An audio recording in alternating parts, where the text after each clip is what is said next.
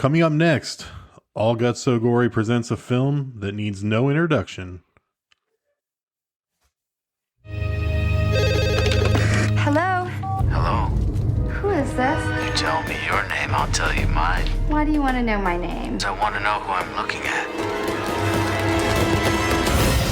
I am calling the police. They never make it in time. This is Gail Weathers with an exclusive. Authorities are baffled. I'm warned by the killer. It all began with a scream over 911, like the plot of some scary movie. Hello, Sydney. Do you like scary movies? What's the point? They're all the same. Some stupid killer stalking some big-breasted girl who can't act, who's always running up the stairs when she should be going out the front door. It's insulting. There are certain rules that one must abide by in order to successfully survive a horror movie. Never, ever say, I'll be right back, because you won't be back. Get another beer, you want one? Yeah, sure. I'll be right back. Help me, somebody! You're not scared, are you?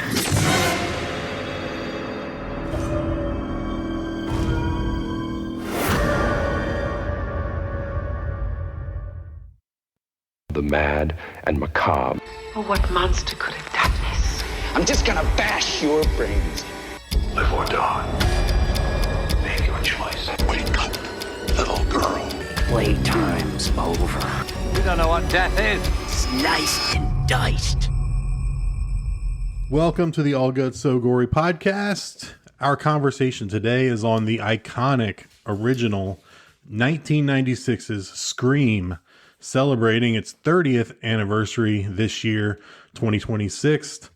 I'm joined as always by Justin and Charlie, and today we have a very beautiful special guest with us today.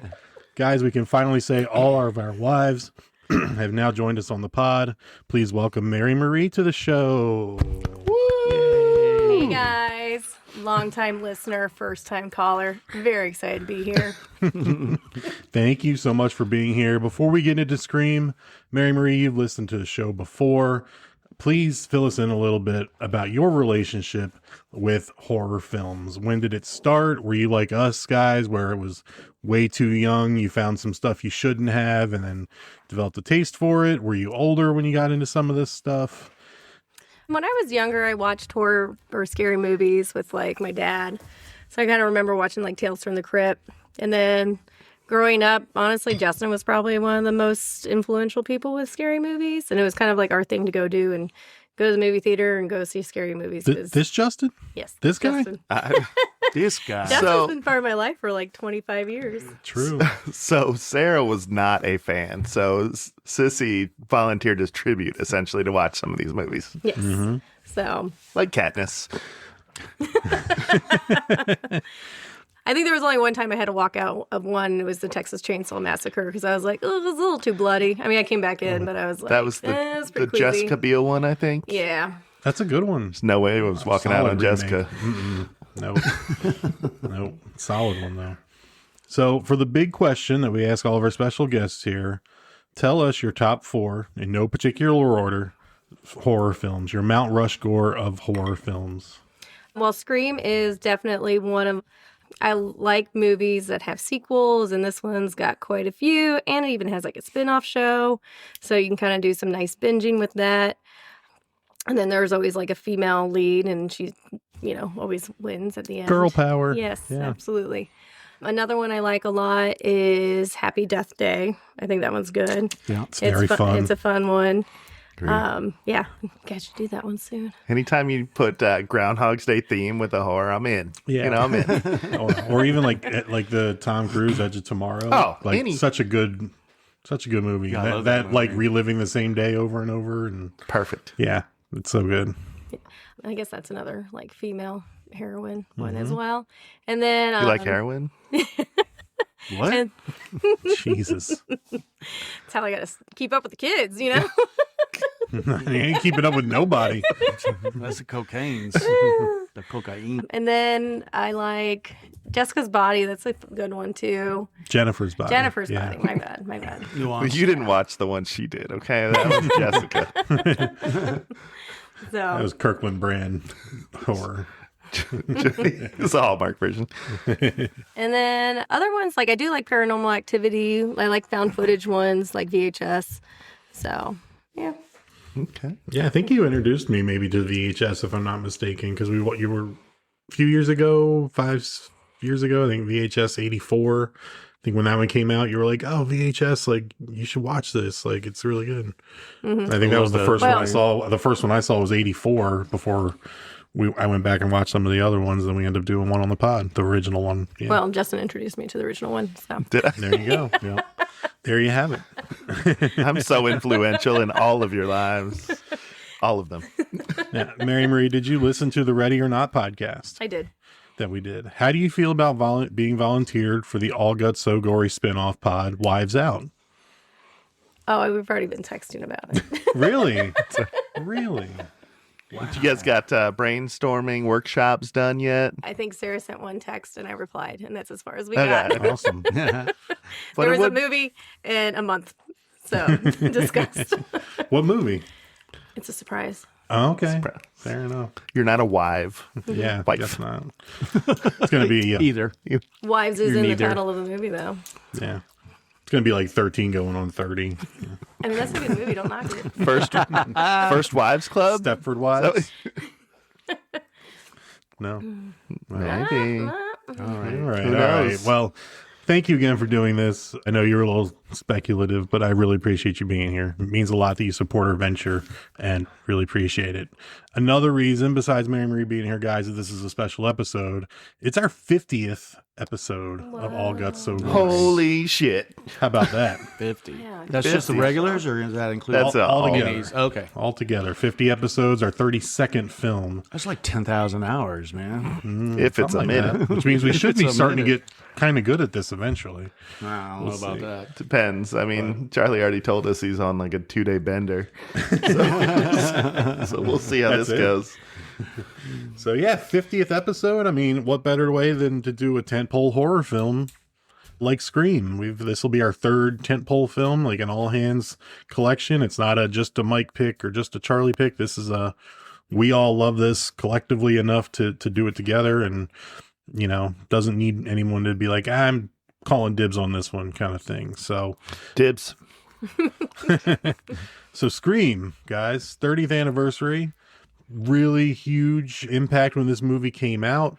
We'll get into our feelings on Scream kind of organically as this goes, but first question, do you think maybe this is the first horror movie that exists in a universe with other horror films? And does that amp up like the cool factor when you were a 12 or 16 or 20-year-old when you saw this for the first time? So it's not the first one that acknowledges other films, but as films, yes, that I know of. Because Right. Return of the Living Dead acknowledges the events of Night of the Living Dead. Okay. It's yeah. it works in another franchise Sure. in there. But as far as just rattling out, oh, this is almost in the same universe we're in, they're watching the same movies we are, I would say this is, one of those for sure. Yeah, and just talking about like, this is how you survive, and these are the things you don't do in a horror movie, and they're in a horror movie.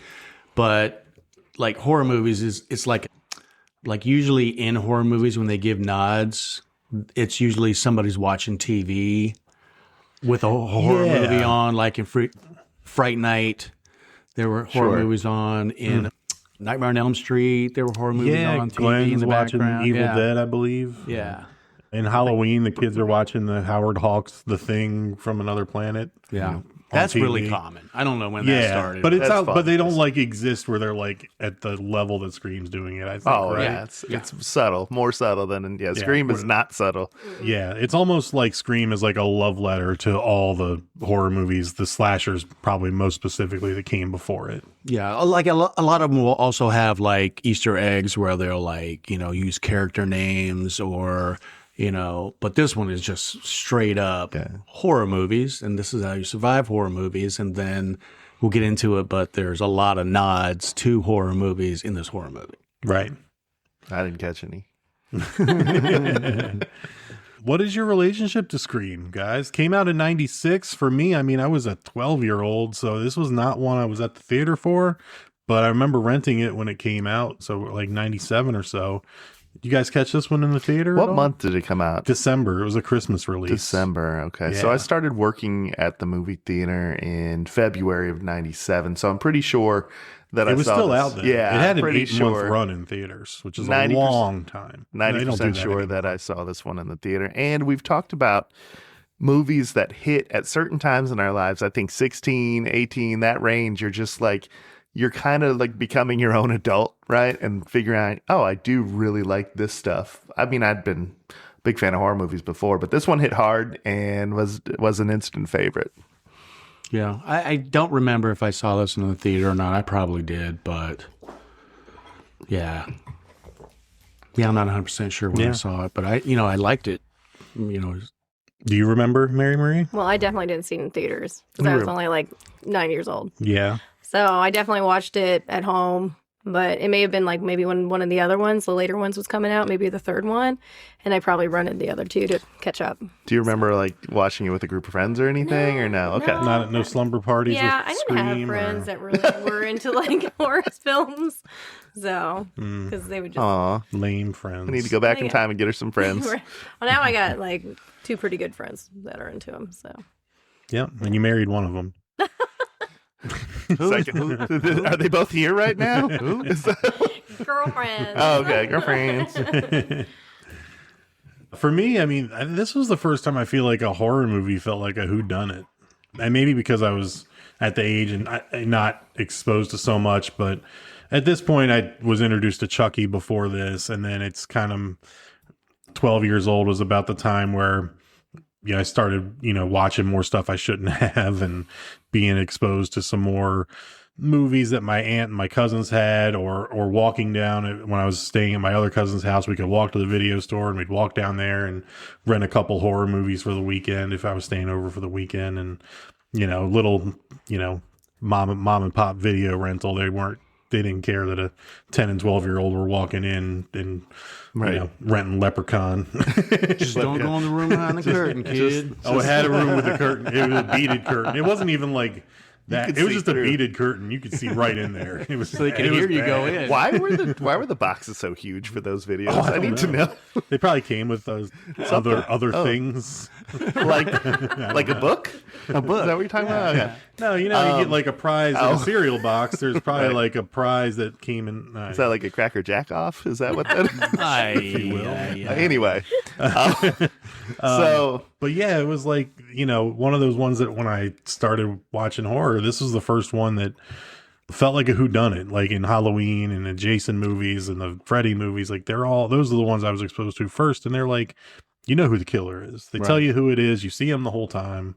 I mean, the original Friday the 13th, it's hidden that Mrs. Voorhees is the one. Spoiler alert. But all the Jason movies, it's like, it's Jason, right? It's Jason. Yeah. And this is the first one where you're trying to figure out, like, who the fuck's under the mask, the whole time. Right. So it felt really unique to me in that sense.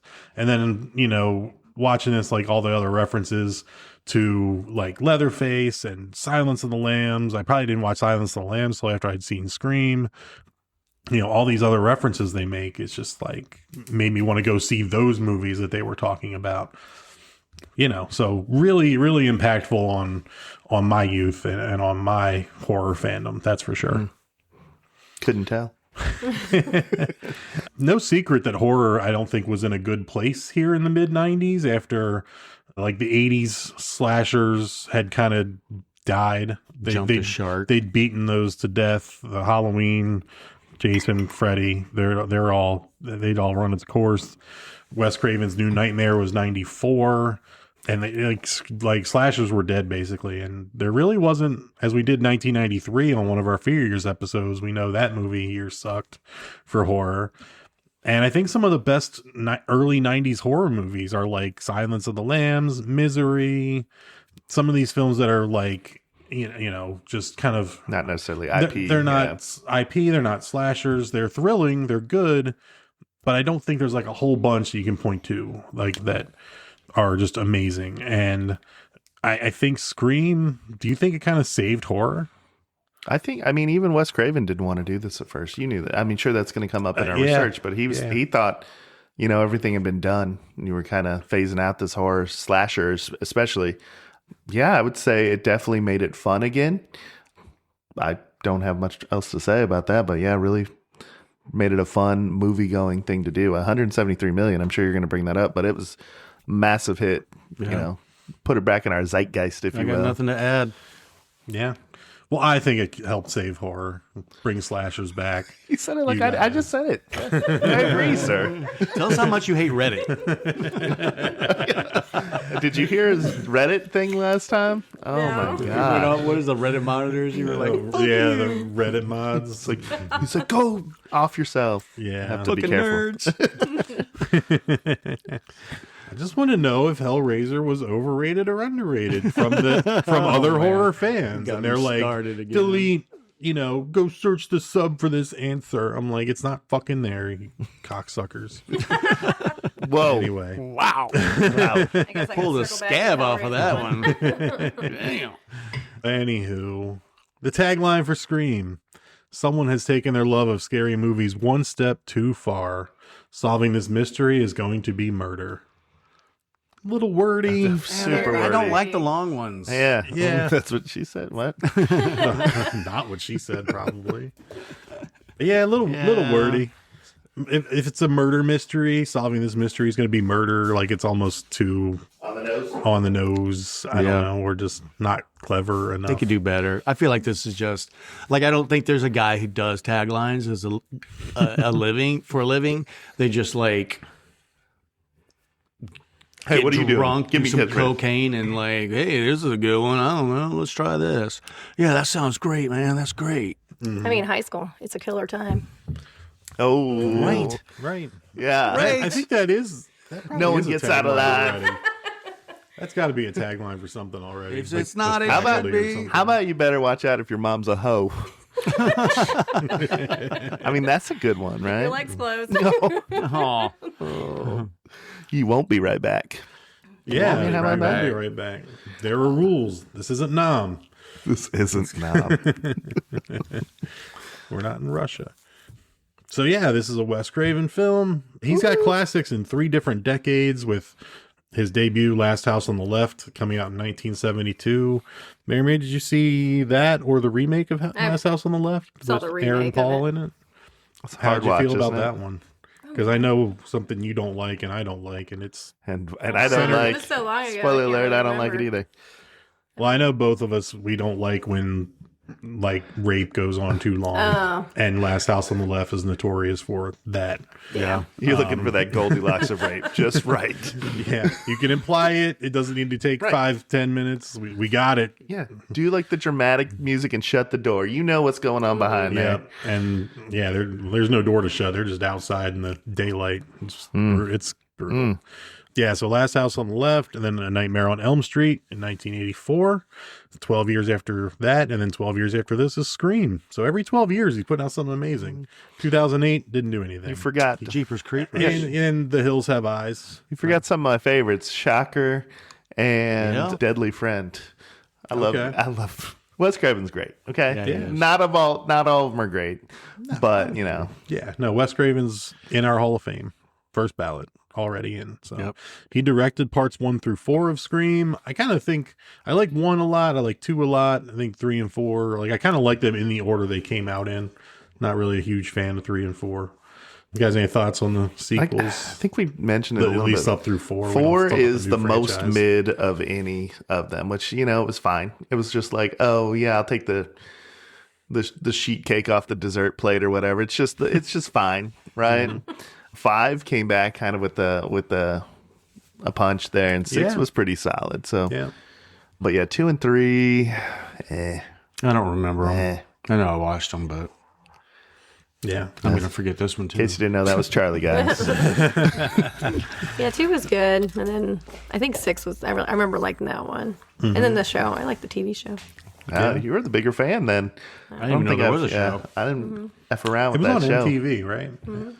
Yeah, they were doing a while. They were doing like Teen Wolf, like a serious Teen Wolf, and like Scream, and that's all I got. Was Bates Motel? Was that on like it wasn't MTV as well? I think it was like AMC or something. But that was another kind of like it was for teens, kind of. It was right? for teens, Yeah. I was not a teen when I watched it. Yeah, always a teen. Gotta reminisce. Yeah, right. Yeah, so this was collaboration with Kevin Williamson, the writer, his first screenplay. How many people just sit down and write their first screenplay and it's instant fucking classic? I think it was his first accepted screenplay. Accepted screenplay, yeah. Stallone wrote Rocky in 3 days and then he wins an Oscar. Don't forget, I don't want to wait. Yeah, he does. I mean, yeah. So get there, man. Oh, no. Okay. Sorry. Get there. Damn.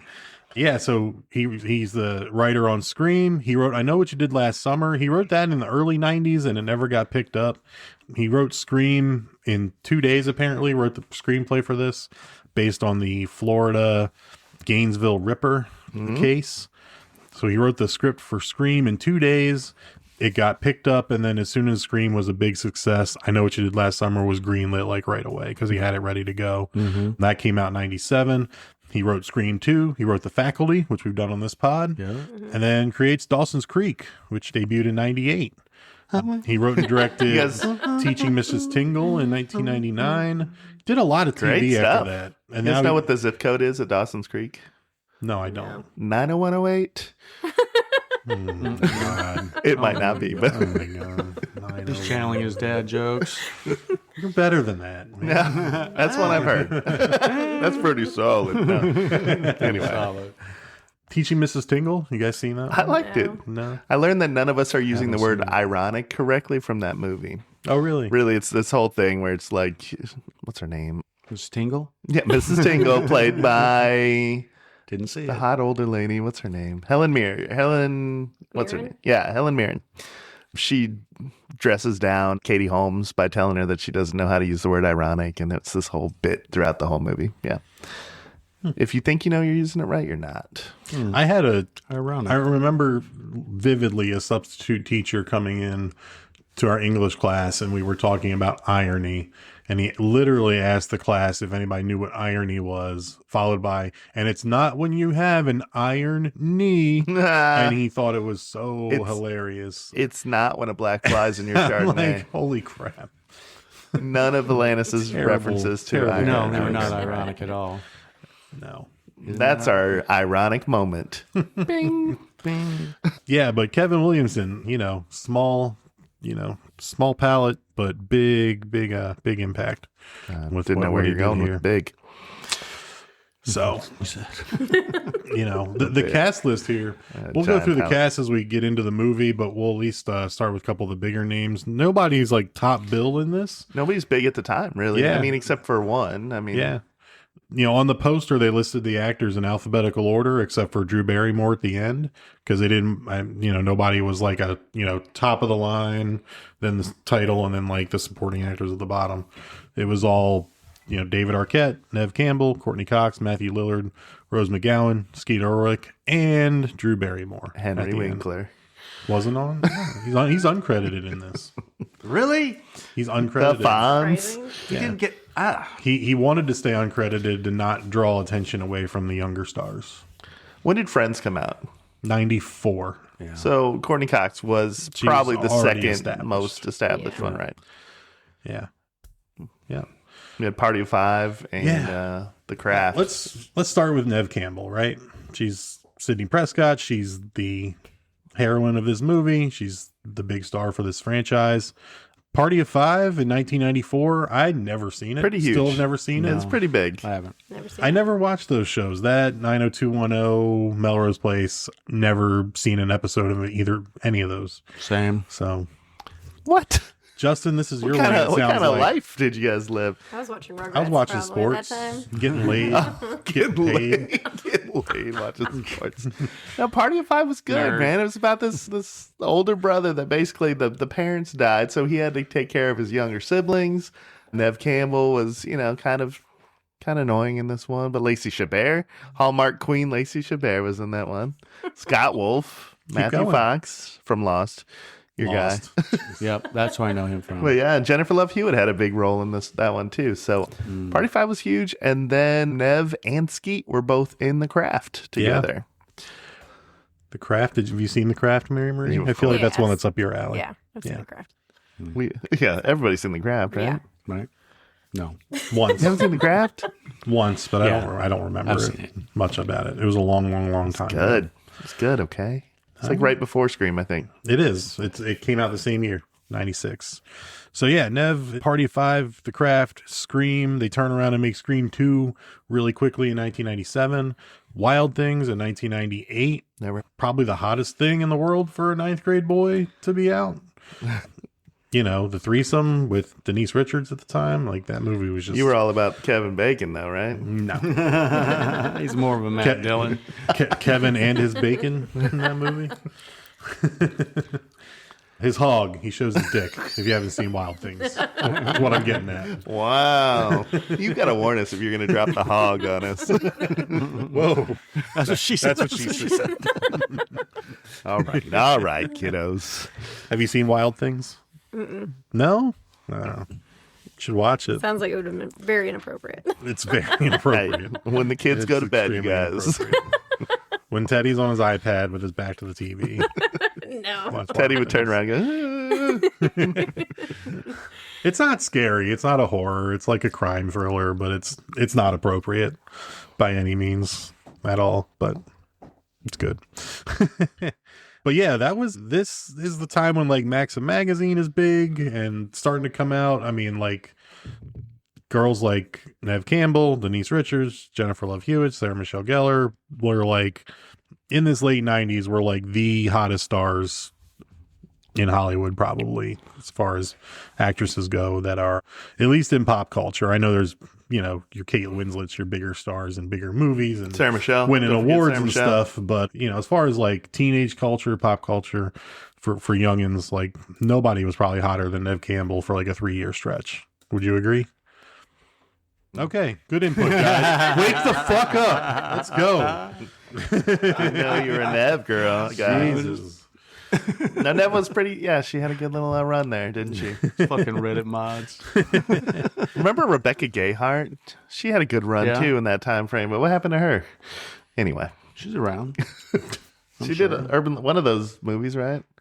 Urban Legends or yeah, one of Urban the. Legends. Yeah. Anyway, go ahead. David Arquette, he's in a few movies under his belt. He's some major TV shows and some small roles. $5 if he mentions his wrestling stuff. Oh, I'm going to because you pissed me off. He's got the family history of actors. His father's an actor, and 2 of his sisters. I mean, all 4 siblings, but 2 of his sisters, Rosanna and Patricia, really famous actresses. Probably most well known for this role, for being Dewey Riley in the Scream franchise. Would go on to marry Courtney Cox, obviously. I think they met on this set of this, right? If I'm not mistaken. I think so. Win-win. Yeah, started dating and hit it off. Got married, I think, 3 years after this. I think 1999. Were you there? Married. Wasn't there. Oh. No. So yeah, now it's time for your favorite segment. It's Wrestling Corner. David Arquette can also be referred to as former WCW World Heavyweight Champion David Arquette. He was the heavyweight champion for 12 days. He wrestled to promote the film Ready to Rumble. That's a good movie. And donated his salary to the families of Owen Hart, Brian Pillman, and Darren Drozdov. Do any of those names ring a bell to you? Owen Hart does. Owen Hart? Yeah. Is that Brett's brother? Brett the Hitman Hart's brother. He tragically died in the ring. He fell from the rafters and fell about 70-some feet to his death in front of a live audience at a wrestling event, at a pay-per-view. And then they kept the pay-per-view going, sadly. They probably rushed him off not knowing he was... They knew. Yeah. The blood from where he landed was still like in the corner of the ring. Yeah, it was bad. Good job, guys. Brian Pillman had a heart attack at, I believe, the age of like 35. Passed away, but he was a really intense guy. They found trace elements of cocaine in his system. Nothing. A lot of wrestling. A lot of wrestlers have sad stories of drug and pill and alcohol abuse because of the environment and what they do. And Brian Pillman's one of those cases, unfortunately. Fun fact about Brian Pillman, his college roommate when he played football at the University of Cincinnati was John Harbaugh. Ravens head coach, your favorite head coach of all time. Ravens head coach, now Giants head coach, who sucks. Darren Drozdov, he was paralyzed for life from an injury he had in the ring. But anyway, that was Wrestling Corner. We need an outro to that.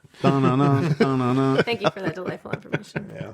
He's still, I think, I don't know if he still does, but as of like 5 or 6 years ago, he did like a death match and like critically injured himself. Yeah. He Real took like a bad. shard of glass that nicked his carotid artery, like with a fluorescent light tube bashed over his head. And like, yeah, they had to rush him out. He like almost died. Wow. Like, you don't need to do that, but he loves doing the shit. So he was at the last Scarefest I went to. So I did, of course, got to meet him. I just wanted to brag to you about that. And somebody had like a little WCW figure for him to sign or whatever. And Nice. he got a kick out of that. That's They were right in awesome. front of me. So That's so cool. That's so cool. yeah, It is. It really is. Mike wishes he was there. He smelled the rich mahogany and leather-bound books. So. Yeah, let's talk about David's better half, Courtney Cox. They're not married anymore, correct? No, they no. divorced a long time ago. Yeah. Courtney Cox, famously from the Bruce Springsteen Dancing in the Dark music Exactly. video, made her a star. 10 Nothing years else, later. right? Nothing else. She was in a lot of stuff, nothing I really seen before. Ace but Ventura. Yeah, Ace Ventura and Friends came out the same year. I think she was born looking like a 29-year-old lady, though. Like she lived in this 29-year-old range for like 20 years. Yeah. Teddy, Mary Marie, is a big fan of Ace Ventura. Oh, yeah. We watched the movie and You let him watch that? Has he tried to ask you a question? Made him watch it. And then we watched the second one. The second one's so good. And then after we watched the second one, like the next day, he's like, "Can we watch the third one?" I'm like, "There's not a third one." Well, and he goes around talking out his butt now. Nice. Nah, I wish he would. No, he does. I've seen him. Oh, he hasn't done that to me. So. Do you have a And mint? that's how I found out he watched it. And I was like, "You watched that?" And I didn't even know. Oh, uh-oh. Yeah. We get to see it first here, Charlie. You were busy. Speaking of the WCW corner. Off the top. It's like I didn't know about Poltergeist. Mary Marie's climbing on the table. She's getting her elbow ready for the elbow drop. When did you get a steel cage in your basement, Justin? Pops up for specific moments like this. Where's the fluorescent lighting? Oh, So, oh yeah.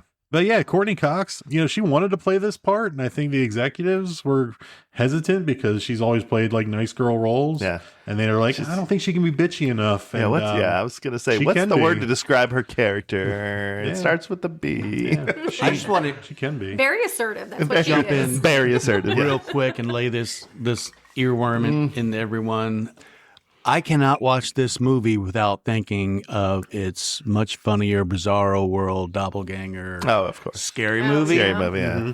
And the spoof they do of Gale and the cameraman in Scary Movie is like some of the funniest shit I have ever seen in my life. Yeah. I It's can't draw it still up. funny.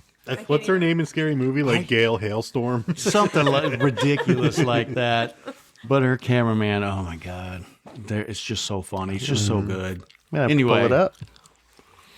Yeah, it's Sherry O'Terry, right? Yeah. Plays her, Yeah. from SNL for sure. Yeah.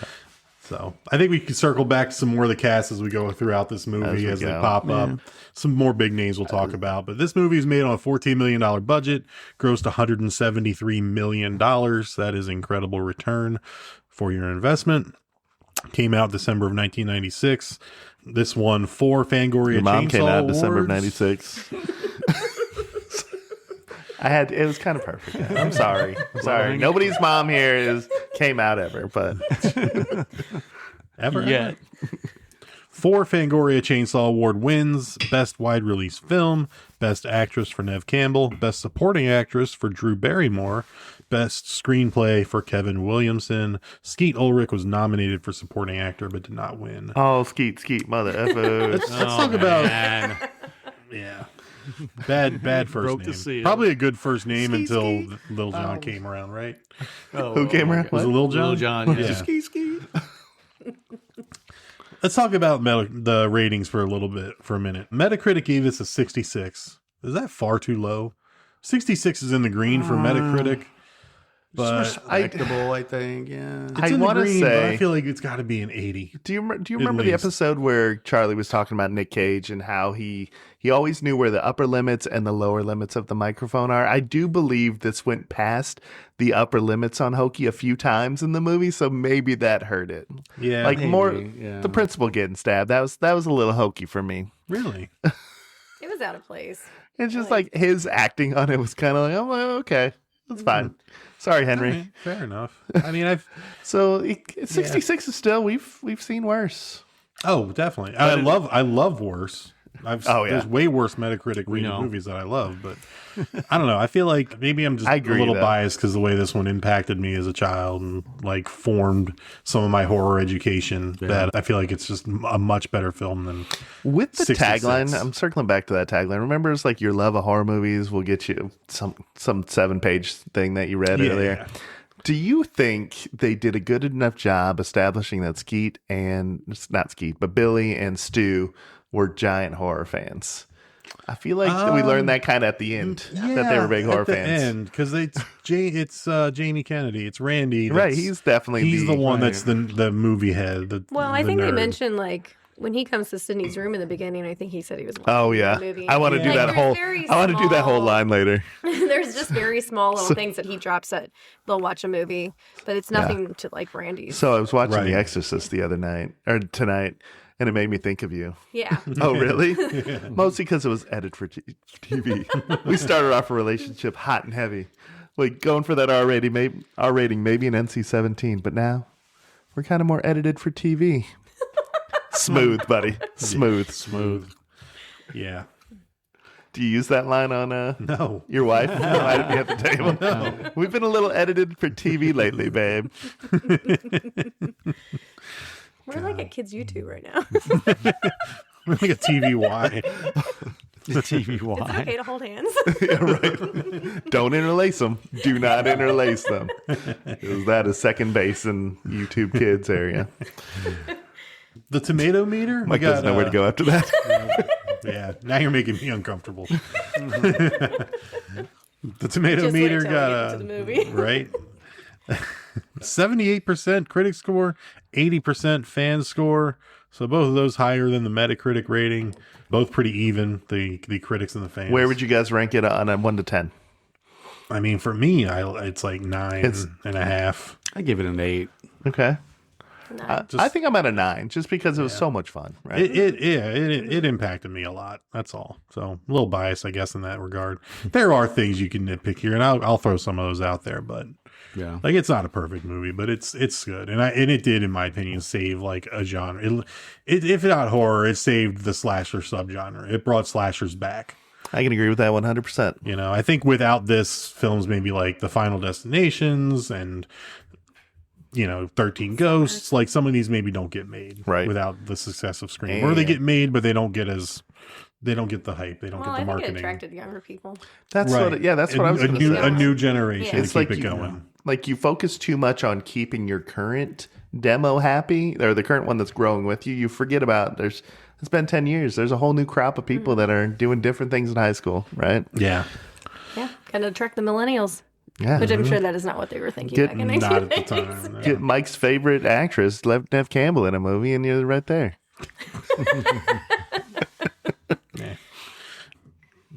Let's talk a couple of the reviews. Some of the bad ones.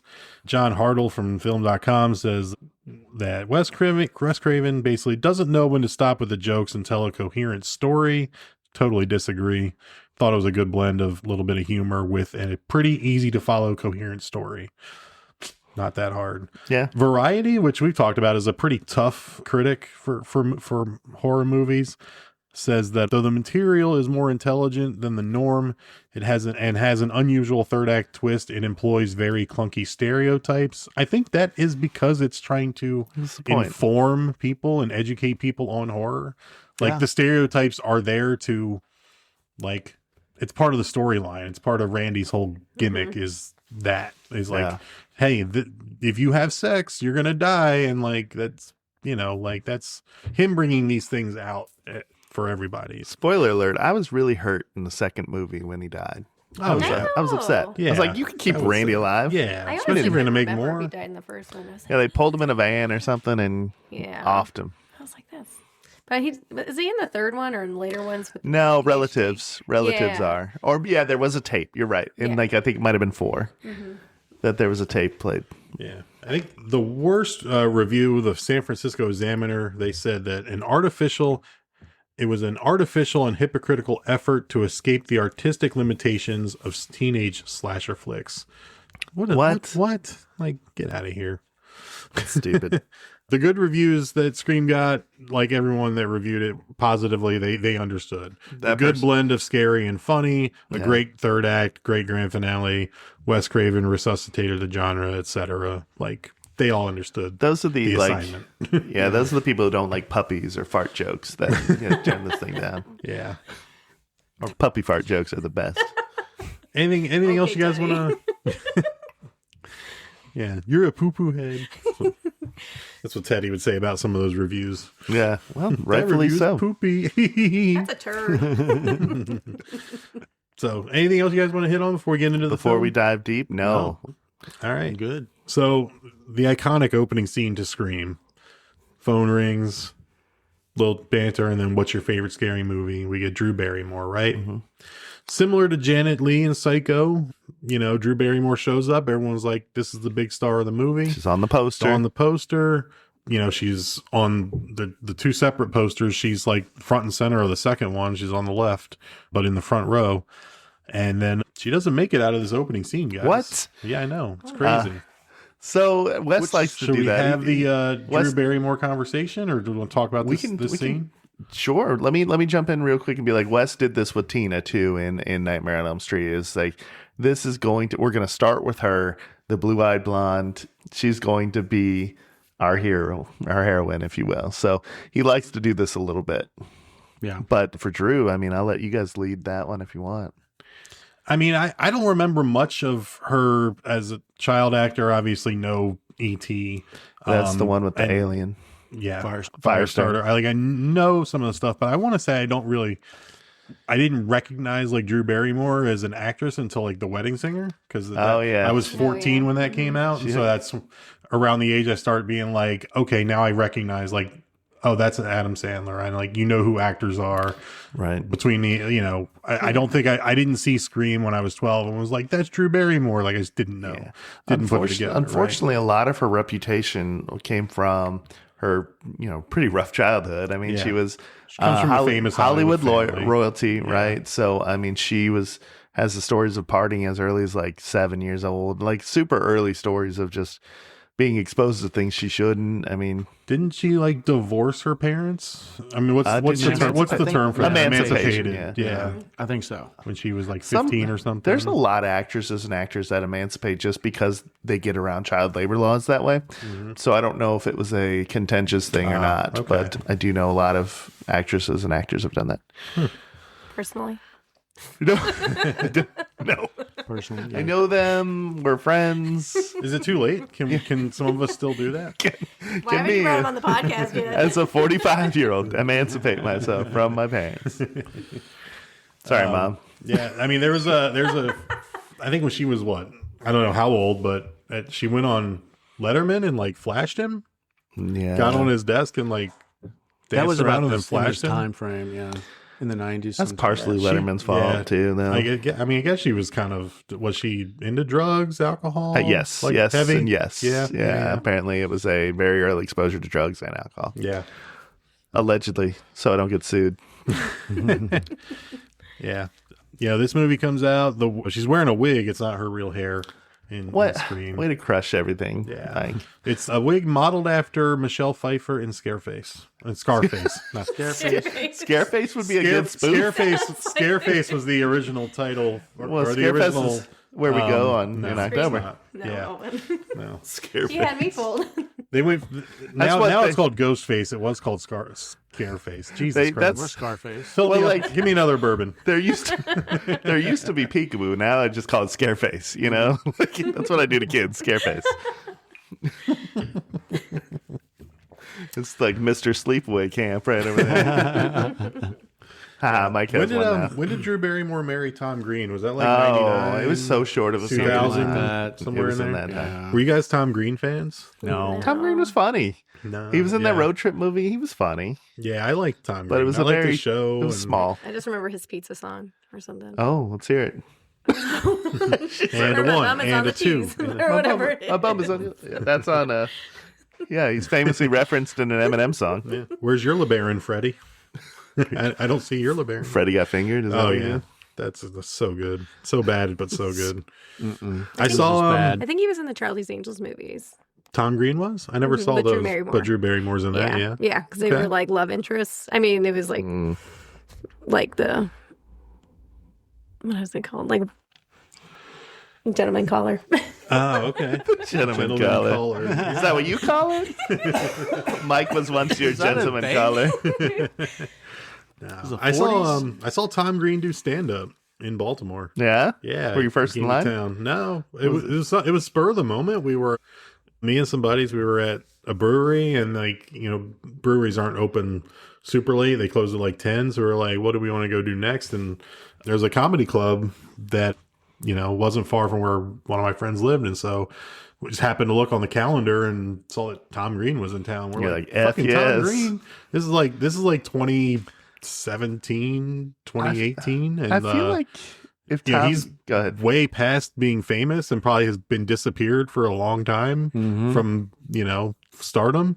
We're like, he's doing this now. I'm like, we got to go. I'm sure he's got some fun stories and shit. And he's Canadian, and part of his bit is talking about America, and he rattled off all the presidents in order. Because I can't and a that. little fun fact about each one is like kind of and basically like, yeah, I challenge I can't do it. I challenge most Americans to be able to do that. I can't do it. There's a giant clump between Lincoln and Ford. I'm just like, yeah, they're all the same. I lie. I can give it a few more than that, but But anyway, he was funny. We had a good time. It was a good show. He was funny. That was our Tom Green corner. Yeah, Tom Green. So yeah, the opening scene, guys. Jiffy Pop popcorn, that takes you back to a certain time period for sure. They don't sell those anymore. I think you can get it like when you're camping. They have them in like the camping stores and stuff because they know you're going to be outside. They know it's super unsafe. And it's a fire hazard in your kitchen. I mean, apparently it just gets smoky. It just gets smoky, and you just put it in the sink. It's fine. No, the opening scene is. I mean, I don't even want to say arguably, but to me was probably the most suspenseful and scariest scene in the entire movie. I still get chills. Then it gets, like I said, they add in the humor. Yeah, to me, it's the scariest. It's 13 and a half minutes. It's a long cold open. Yeah. It's good. And when, she hangs up the phone and she's crying and then the phone rings again and it startles her. And she screams. Yeah. I mean, it gives me chills. It still hits. It's still really, really good. Slaps. Slaps. Yeah. Okay, Atticus. Thoughts on the opening scene? Do you like it? Yeah, I like it a lot. Still holds up 30 years later? Yeah, it was good. I forgot about the boyfriend popping up in that one. Yeah, Steve. Oh, yeah. Good old Steve. Good old Steve. Do you get a SAG card if your line is don't carry? What's funny is like I remembered her having a boyfriend, but like I was still. She said, "No, I don't have a boyfriend. I'm single." I was like, "Oh, maybe that's Scary Movie or something I'm thinking of." But then Steve, good old Steve. Maybe they weren't official. They weren't Facebook official yet. So. Right. Hey, he plays football. And he's got to kick the living shit out of you. Yeah. Clearly, that he's always not works. that strong. Yeah. Oh, are we going to save the voice actor for a later part? No, we can hit it now. What is it? Roger Jackson. The cast was not allowed to meet him in person, only hear his voice on the phone to keep it more disturbing. Yeah. I think a lot of times in movies when they're on phone calls, like there's nobody on the other end, so they have to act the phone call like they're talking to someone. But he was on the other end of the phone. I feel so bad because he's always at the horror conventions, and I was like, eh. Sorry, Roger. I mean, I like Roger. They gotta make money. Brought an iconic voice for sure. Oh, it's super iconic for sure. Because it's weird because later in the movie when Billy and Stu use the voice modulator at the big reveal, it's like it doesn't sound like it does on the phone. It sounds terrible. Yeah. But super great opening scene. Set up what's to come. The Ghostface villain sets that tone. Sets the tone for the whole thing. He is ruthless. He's got a little bit of cat and mouse. He likes to play with his food a little bit, kind of thing. So it's he's sadistic. Is the word. He can't fight. He gets his ass kicked out the movie. You would think that both of them would be walking around like limping and shit, or like holding their rib. Be like, right? These guys take an ass whipping. Yeah, man. It makes you just want to like keep your curtains closed all the time, right? All the time. Even when you're out living in the middle of nowhere. Like, Yeah. not be having those curtains. Turn on your porch light again. No. F Steve. Yeah. Nope. You know, when the parents come home and the dad says to mom, like, go down to the Mackenzies, that's a direct line from Halloween. That's what Jamie Lee Curtis tells the kids to do. Go down to the Mackenzies, call the police. Yeah. I guess, okay, so what I said earlier about not establishing them as horror fans is kind of contradicted by the fact that they're asking about the scary movies on the phone calls. But like, to me, once again, it's a disconnect between the phone voice and the actual characters, right? Right. They don't, when they're the people walking around being not killers, you don't. Billy and the only person Stu. And you do, you know, it's like a murder mystery. You do for a while think could be Jamie Kennedy because he's the one who talks about the horror movies, and he's they were really into horror movies. Do we want to do this now or later? How many suspects, like realistic suspects, do you think there were? Like, because even the principal at the time, when he's waving around those scissors, they made him look like a suspect. I was going to bring up those scissors. The fuck is he cutting with those things? I have that as... You can cut an entire ream of paper in one shot with those things. Well, like if you do a lot of gift wrapping... You're doing some hedge trimming later? What the fuck? I've never seen just... You know, I have a pair of scissors that are super long like that at work. Are you cutting like red ribbons like for ribbon cutting? I just found That's them what in it the looks desk. They look like an oversized like ribbon cutting ceremony for a photo op pair of scissors. Like, with the handle, that is like unnecessary. 13, 14 inches long. That is not for clipping coupons. That is ridiculous. I'll leave my 13-inch joke out, okay? It's like, oh my God. All right. Well, he does take the mask from one of the boys and like cuts it up in front of him. Like that's, I guess, what those scissors were for. When he scares for cutting up rubber. That whole masks. scene when he's scaring himself. We'll get to that, but like he scares himself like 3 times. It's hilarious. But yeah, okay. So we had the principal. Was Dewey kind of a suspect for a minute or not really? Probably the sheriff. I think was the sheriff because it was after the scene where Sydney's in the bathroom and you see the killer step off the toilet and you see the boots and then the robe comes down. All right. And then they specifically show the sheriff put his cigarette out with the boots. Okay. And like, so I think they try to make you think the sheriff's obviously in on they it. try hard. We all know that the dad is a red herring. In all these whodunits, there's sure. always like they leave breadcrumbs for everybody. Right. So like, oh, maybe it's them. Yeah. But obviously, when they're that overt, it's like, okay, it's not. That was too overt. The second time watching it, you see little looks and nods from Billy to Stu and stuff, and you're like, okay. Yeah. But like, the first time you're just along for the ride. Mm-hmm. What did you think? Oh, first time watching it. I can't remember the first time, but yeah, no, I think they definitely like kind of diverted around to different people. Yeah. So. And then when you think it's Billy, like, and then Ghostface shows up in the room with Billy's in and you think Billy's getting stabbed. It's like, fuck. Well, who the fuck I is don't know man? shit. Yeah. Well, and the phone call while he's in jail. I was fooled by the phone call. The phone too. call while the he was first in time jail watching overnight. it. Yeah. And this then, is the first time I'd heard about cloning a cell phone. I'm like, what is that even? And mean? right. Never and then, heard that was a thing. Sydney had her post-nut clarity, and she was like, that call that you had. Yeah, who did you call? I was like, who would have thought of that? Yeah. Sorry for the post-nut crassness. Like, why did she ask that before then? Just making small talk because it's so awkward when you lose your virginity. You got to talk about something. Yeah. So are we to believe that was the loss of the virginity, or like she stopped having sex for... No, I think she lost her virginity. I thought when her mom got murdered, she just stopped. They made it. They were like, "Oh, now you're not a virgin anymore." Like, because she even talks about it to. I think she talks about even to Tatum, like giving it up. You can do without having sex. Yeah, like what? Exactly. Charlie. First, second, and third base. Oh, that's true. That's true. Yeah. Second and a half base. The shortstop's there. Anyway, Mike, we are throwing you off. They do a little bit of this. It's a good segue. They get to second base in Sydney's room when Billy sneaks in the window. And in the next scene here, I mean, how about a PG-13 relationship? Yeah. Did anyone notice that Blue Oyster a cover of Blue Oyster called "Don't Fear the Reaper" is playing? It's good. Was that kind of like foreshadowing that Billy might be the Reaper? Oh, look who's doing extra homework today.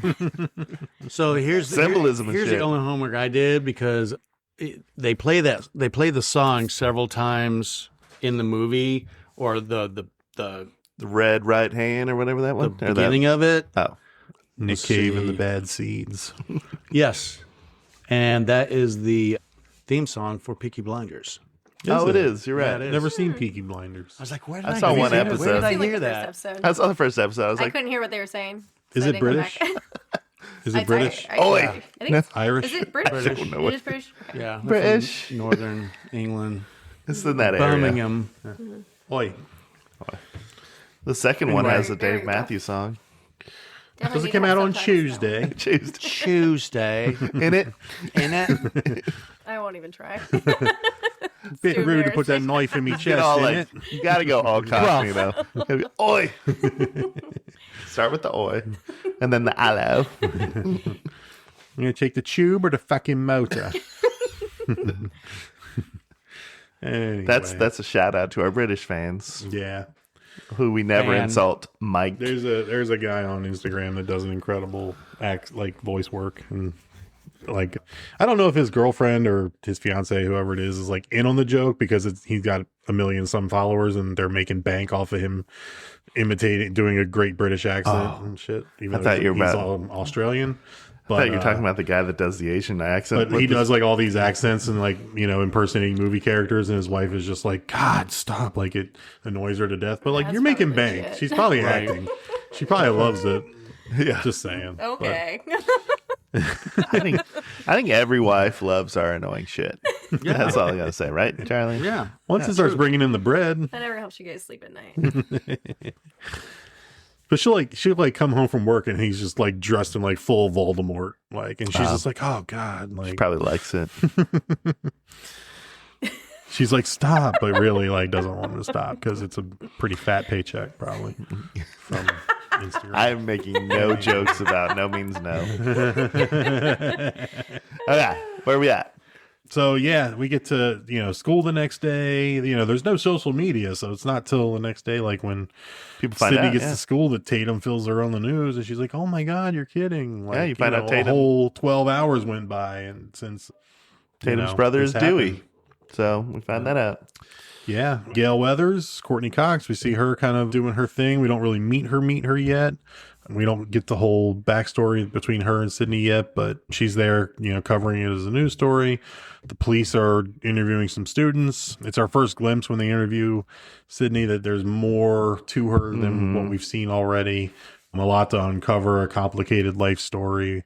Her mother was raped and murdered the year before, almost a year to the day of this murder of Casey Becker and Steve Orff. Orff, yeah. I think that's the name, yeah. The scene where she's in her house later and she says it's like deja vu all over again. I was like, Mr. Redundant, what is it? The redundancy department of Redundancy Department. I was like, you don't have to say all over again when you say deja vu, Sydney. Yeah, right. And then we see, Principal Himbry's played by Henry Winkler, the Fonz. Hey. Always good to see him and stuff. Always good. Yeah. We like Barry. Do you guys like Barry? The show Barry? I watched a little I've bit seen of it. some I of haven't it. seen all of it though. That's good. We like Barry. He's the a acting lot. coach. Yeah, it's funny. he's good. Yeah, so good. Stuff like yeah. The Waterboy. He's in like 4 Adam Sandler things. There's part of it, that Barry show, that are tough to watch just because I'm like, oh, these are kind of shitty people to be around and like to it's dark comedy though. Yeah, it's fine. There's It's some good. funny parts. There's There are enough some funny humor in parts. it. I like Bill Hader for sure. Bill Hader's great in it. I don't like the girlfriend. That's my No, biggest problem with I'm not Barry. Is crazy like, about oh, you're better than that, Barry. I really like the bald guy. The gangster or whatever. Yeah, he's I don't funny. remember his name, but he is funny. Yeah. I'm like, can we be friends? You seem cool. And Stephen Root. Stephen Root's great. good in that one too. Yeah. As the handler. Mm-hmm. So we start to meet Stu and Randy now as the kids go out. I think probably at like lunchtime. They're out in the quad. Yeah. They're enjoying the day at school, and they're talking about the murder. And Probably one of the most iconic scenes as far as like the time frame it was and how they're all lounging around and really getting to know their characters, I would think. Yeah. Because I was like, oh yeah, I remember this where they're laying on each other and they're making off-color jokes and bad jokes. and Yeah, stuff. I feel like Skeet Ulrich as Billy. I feel like he's playing it in a way that he doesn't know he's in a comedy because, like, He's the only one that doesn't Jamie know. Kennedy and Matthew Right. Lillard, they are just like throwing jokes out there. They're bantering, and he's just laying back like all serious, And like, that's- no sense of humor. Like maybe because like I don't know, knows maybe to that throw they him off the freaking killed scent. Now that somebody. we know, but No, I think he's like worried about freaking loose cannon Stu over here saying stupid stuff, He's like, I didn't kill her, and no one said you did. Like, there's there's No kind of one like some said you daggers did. thrown at each other in there. for sure. He's got a lot of Where it's teenage like- angst. But I think he's playing it If you're like Johnny about- Depp. yeah, Like a Johnny Depp would have played it, and I feel like that's part of the dramatic tone he's I going feel like for. that's every character he's ever played is just more like, okay, give us Smolder. That's yeah. it. You think he was setting That's himself his up thing. for like heartthrob later? That's Is that his what- thing. Yeah. we cannot. You mentioned you didn't like his greasy hair. Like his Oh, hair. I don't know if yeah. it's He had greasy or two gel, little like and things I'm that were like- coming down. The rest was just grease. I'm like, he's gross. Hey. You can do better. Hey, White t-shirt. live her alone, man. Live her alone. That's the. I laugh. Liver. Liver. What? It was a joke. Did they find her spleen in the mailbox? Because I heard they found her spleen Right? in the mailbox. Was that a Jerry Lewis? Jerry Lewis Come impression? on, I guys. think. Yeah. This is my department. It's like you should know You that get people upset aren't about this. 'cause aren't it doing was- Jerry Lewis impressions in 1996. Right. What was the other movie you were upset about? it was was- Friday the 13th. They're doing Katharine Hepburn Katharine and Hepburn Humphrey impersonation. Bogart. I'm like, people are not doing these at this time. Right. They're doing Not people Jane that Leno age. impression. Yeah. I mean, I'm still doing Borat impressions, so I guess. I know, right? Yeah, but you're not in high school. Right. Like if somebody's in high school right now, they're not doing That's- Borat impressions. Very fair. Right? They're doing 6/7s. Right. No, they're not. They're not doing that anymore. Bullshit. It is funny to see it get down to like your kid's age, though, like the 6/7s. That's Oh my god. hilarious. I Mom, keep trying to tell Mom, Teddy no one's doing that. the He's like, thermostat says Noah 6, still 7. does it. Noah still You does set it. your house at 67 degrees. I'm coming We over like- to we your like it house. cold, man. Keep it cold. Sarah goes, "This is ridiculous." Well, it's the wintertime and it's Oh, okay, 6, that's 7. fair. That's fair. No, we sleep at 66 and we keep it at 60. And you bang at 67. Oh, sorry. Sorry, I had to, guys. Had to make Sissy feel. Telling you, it's YouTube Kids at our home. Okay, right? okay. Edited for TV over there.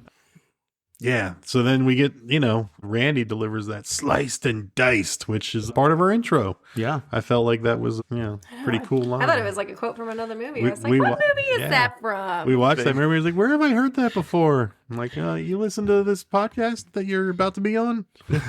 We talked about this a little bit, but this is by far my favorite Jamie Kennedy. Yes. Well, easily. Easily. I never watched the Charlie. show. Did you guys watch Charlie's the show? got one other favorite Jamie Kennedy. Malibu. Be rad. Yeah. Malibu's Most Wanted. Be rad.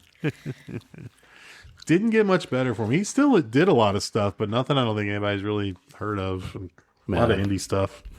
A lot of TV episode here and there, but nothing crazy. Matthew Lillard, you want to talk about him for a minute? Love Matthew Lillard. Yeah. 13 Ghosts is amazing. Even his role in Five Nights at Freddy was great. Like every time he's in it, I'm like, the Scooby-Doo Shaggy. movies. Yeah. He's great. Good Wing Girls. Commander. Wing Commander? Oh, yeah. Star Commander? Was it Wind Commander? Wing Yeah. Yeah, he was in that. Yeah, he's great. Hackers. He was hilarious in Hackers. I never saw Serial SLC Mom. Punk. Have I'm you guys going to be seen honest. Serial Mom? Yeah. Serial Mom. He was in that? Like, he must have been super. Yeah. Oh, really? Okay. That was That's John a Waters film. yeah. Pussy Willows. Yeah. Pussy was Oh, yeah. So Matthew Lillard. Is this the cocksucker residence? Shit. Damn. Despite Hilarious. what We're Quinn, doing it one day. Quentin I'm gonna pick it. Tarantino, despite what he says, Matthew Lillard is fun. Yes. He is. Okay, It's a joy when you see him show up in something. It's always a good time. He's annoying in this movie, but he's supposed to be that, like, Yeah. sticking my tongue out and Right. like just over the top. And Yeah. I think he's great. He's amazing. in this movie. Love it. He did a fantastic job in this. Are we saving the? I don't think there's anything Is there a I race dislike to? about I'm feeling kind of woozy. No? We'll get Over there. it. We'll do that later. We'll do that. Don't get overzealous. Can't help it. Got me deep, man. Yeah. So now we get Sydney gets her call from the killer back at her home. She's waiting for Tatum to pick her up, and she falls asleep. Gets a call from the killer. Practice went late. And then, yeah, so this is her run-in with her, and she's kind of not afraid. Goes outside, calls the killer's bluff, like, Sticks what am her I doing? finger in her I don't nose. see you, you don't see me, whatever. Badass bitch. She's standing up. And, but then she does the thing that she's like, she thinks it's Randy the whole time. And she's like, I don't like that shit I like about that scary sexy movies. voice, Randy. She's like, you know, scary movies are all the same. A big-breasted girl who's running up the steps when they should go out the front door. It's insulting, and it's like her famous line. And then when she gets attacked, where does she run? Out the fucking stairs. Insulting. But I like Wes Craven's approach to these quote unquote final girls. I know that we've debated that topic a little bit, but like Nancy and Sydney are both proactive. Like they're both, versus, you know, She did have an escape route lucky. on the second floor. They show you that when she enters the house before she her takes her little secondary lock system with her closet door, that's pretty nice. And her like freaking chatting 911. Yeah. It's not like War Games, Matthew Broderick shit. Right. Would you like to play a game? Want to play a game? Yeah, I didn't know you could do that. They didn't really explain that she was like a computer nerd that had that kind of setup, but Well, I think she's smart. She was on there. Absolutely. Survival mode. Like, I can't dial it. What am I going to do? Yeah. Oh, maybe Smart chat as shit, it? right? Her phone was dead or whatever. Yeah. No, the phone was off the hook, or like, because she was on the cordless. It gets knocked out of her hand, so the phone is still like on the hook. Yeah, it's You just can't like what Drew Barrymore make did in the call beginning, from because her her mom could hear her breathing on the phone. We forgot about that. It was Exactly. super Yeah, effective. it was. Her being dragged and like having the phone. Kids these days and- wouldn't understand. They're like, why does that other phone not work? Why not? Why is there a phone in the house? What is that noise? What is that? Beep, beep, beep, beep, beep, beep. What is that noise? What's that thing sticking out of the top of the phone? Cordless phones were notoriously. Where's the camera at on that ineffective. thing? Yeah. You know, Billy comes in the window. It was like, yeah, they said I scared him away. Phone falls out of his pocket. And then she thinks it's Billy because, you know. Because it fucking was Billy. Right. She was correct. Yeah. The best. That's part. almost one of those red herrings where you're like, that's too obvious. Too right? obvious. Yeah. Like, okay, the Too early killer's to make on the us think phone, of and now that. the phone doesn't just fall out of I your think pocket. that was on either, purpose, right? though. I think it was like hey, this is so obvious, we're going to discredit it, especially in this next part. But when the sheriff was like, "What's a boy like you doing with the cellular telephone?" That was amazing. That was the most 1996 thing of this movie. Yeah, a cellular telephone. Yeah. Yep. It's like all the kids have them nowadays, he said, or something. Yeah. So then, you know, the police station, they're doing the interrogation on Billy. It is Billy's dad sitting next to him, right? I think so. Because in the credits, the guy credited as like Hank Loomis. Maybe? Another Halloween it's a reference. Loomis, It's yeah. Loomis, right? And so, and even like the sheriff is like, because he makes a comment. I think his dad's a lawyer. Is he? Okay. I think there's a comment that Well, if your son's going to be a murderer, you might want to be a lawyer. Well, he's got a cell phone, so it signifies Right. A cellular telephone? a cellular telephone. Telephone. So he's got some money. Yeah. But later in the movie, when Sydney asked him that question, like, who'd you call when you were in jail? Call my dad. He's like, called my dad. And she's like, no, I saw the sheriff call your dad. And he's like, no, when I called, he didn't answer. I'm like, well, wait, your dad was sitting next to you. So, like, No, this is like after he's booked. well, This is his after dad he's was booked. already there. No, This is after he's booked and he gets his one phone call, I think. Oh, Yeah. okay. So when we see his dad, the sheriff's already called Yeah. him and been like, your son's arrested. You need to come down here. Yeah. Okay. I thought when he was being interrogated, then they put him in jail. Maybe after that, like after Sydney leaves or whatever. I think Sydney was walking out of the office, and they were like, Okay. his dad was walking out. I didn't know if that was like a continuity error. Like he said he called his dad, but they they wrote the script and forgot that they sat his dad next to him in the fucking police station. No, he was getting arrested. Was He's it like, after- call my dad. I didn't do it. That's Okay. true. He did say that. I gotcha. So All right. the sheriff was also in Nightmare on Elm Street. I just wanted to Yes. throw that out there. Yep. And not talk about it any further. Yep. No, you are correct. Unless You are Charlie has correct. to. So, okay, so not an error then. I didn't know if the phone call that you would get would come later in the process, but Last time I was arrested, they gave it to you pretty early in the process. Pretty I bet they gave it to you pretty early in the process. Boy like you, they'll be loving you from dusk till dawn. Why are you walking funny? Oh, wow. No, you got this dynamic We're wrong. selling you for a pack of cigarettes. Pack of ramen noodles. Extra seasoning. so this Sounded like a double entendre there, Sissy. so the police station scene leads to the where they say, hey, you can buy this costume at every five and dime. The costume is called Father Death. It's not called Ghostface. It's not called The Scream. It's just called Father Death. Fun fact is they actually discovered this during scouting. They did not create this costume for the movie. Right. Yeah. Well, I don't know if that was That coming is a up or fun not. fact. That is a fun fact. Yeah. I normally, I mean, never. it's a fact. I don't know if You're it's right. fun fact. Some people would say, "Let us decide if it's a fun fact." I'm like, "Nah, I'm going to tell you it's fun." But this leads us to, Gail coming in the side way, coming down the alley Back to try alley. to get some, other angles, and meeting Sydney in the alley when Dewey's going to take him home, and Gail getting her face mangled. Yeah, I'll send you a good copy. Punch, good punch. How's the book? I'll send you a copy. Bam! Bitch went down. I love Tatum in this movie, and that's Tatum's I was great. saddest when Tatum won because Rose McGowan's super cute, right? But like she was fun. Yeah. Yeah, watching again when Bam, she bitch was went like down. told to go get the beer, I was like, ah, damn it, don't go get the beer. Right. Don't go get the beer. Cold in that And then garage. like why did she wait? There was. Are you saying she had some THO going on? But like, why did she roll under while the thing was up? I don't know. She had a moment. Yeah. We I think talked she a lot could have fit about through Rose that. McGowan on Planet We Terror did. podcast. She could have fit through that I doggy think door. she could have Yeah. fit through that. It's like it got smaller. Right. The big part got through. What big part? Big parts. I Made mean, it yeah, through, her hips so were how definitely the rest smaller of than it the couldn't, boobs. but- Is that what you're saying? She didn't even try. Yeah. We'll get to that. I don't know. She was winning the fight. She should have just stood Yeah. her ground. I know. She must have been throwing those beer bottles like 200 miles an hour for them to break on impact against a I guess belly. nuts. One thing I wish I knew was who was Ghostface when, right? I want to Okay, know. we'll talk about- I yeah. want to talk about that too. That was one of the questions I was going to ask you guys. But yeah, Rose McGowan's great in this, and like we talked about some of her complicated Hollywood stuff with on the Planet Terror pod, and we don't have to rehash any of that. But yeah, Rose McGowan, she's fun in this. She's good on in second a lot of watch. stuff we see. On second watch, when back to that scene when they're on their bench by the fountain, like they even painted Stu as having a motive. Didn't you used to date Casey Becker? Yeah. So I'm Yep. like, they did a lot to point us in Stu and Billy's. Yeah. You told me you left her for Yeah. me. That's pretty good. Yeah, that's really good. That's my Tatum.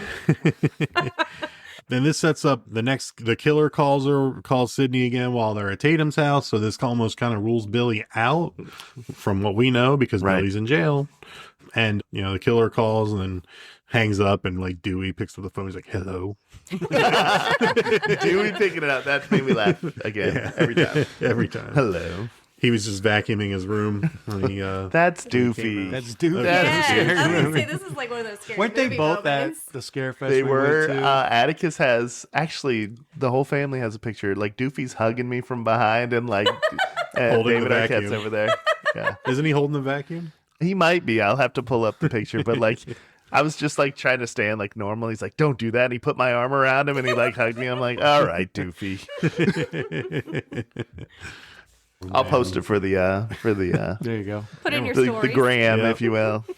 So that sets up our next kill. Is the next day at school. You get the two kids running down the hallway in the ghost face costume, and Principal Hembry brings them in, dresses them down, expels them. He's got those big fucking scissors we were talking about, cuts up the mask right in front of them, expels them. They're like, hey, what? You can't do that. Do you think an expulsion was? I was like, man, that's pretty severe. I feel like, Maybe hug him. oh yeah, okay. He's not holding the vacuum cleaner. I thought he was doing the salute. holding the end of it or something, but yeah. no, Sarah's I a little feel too excited in that photo to be next to David Arquette. former WCW heavyweight champion David Arquette. Yeah. World's heavyweight champion. Almost. I mean, He left blood, sweat, and tears on that mat, probably. I'd be excited too. That's why he has that restraining order, Mike. Don't bring the vacuum. So I don't know. Is expulsion too severe? Yes. That was For a bad. Well, think about At the end of the day, it's a bad joke. Well, still, it's too severe. Yeah. Like, It's and it was just the an 90s. insensitive joke. Right.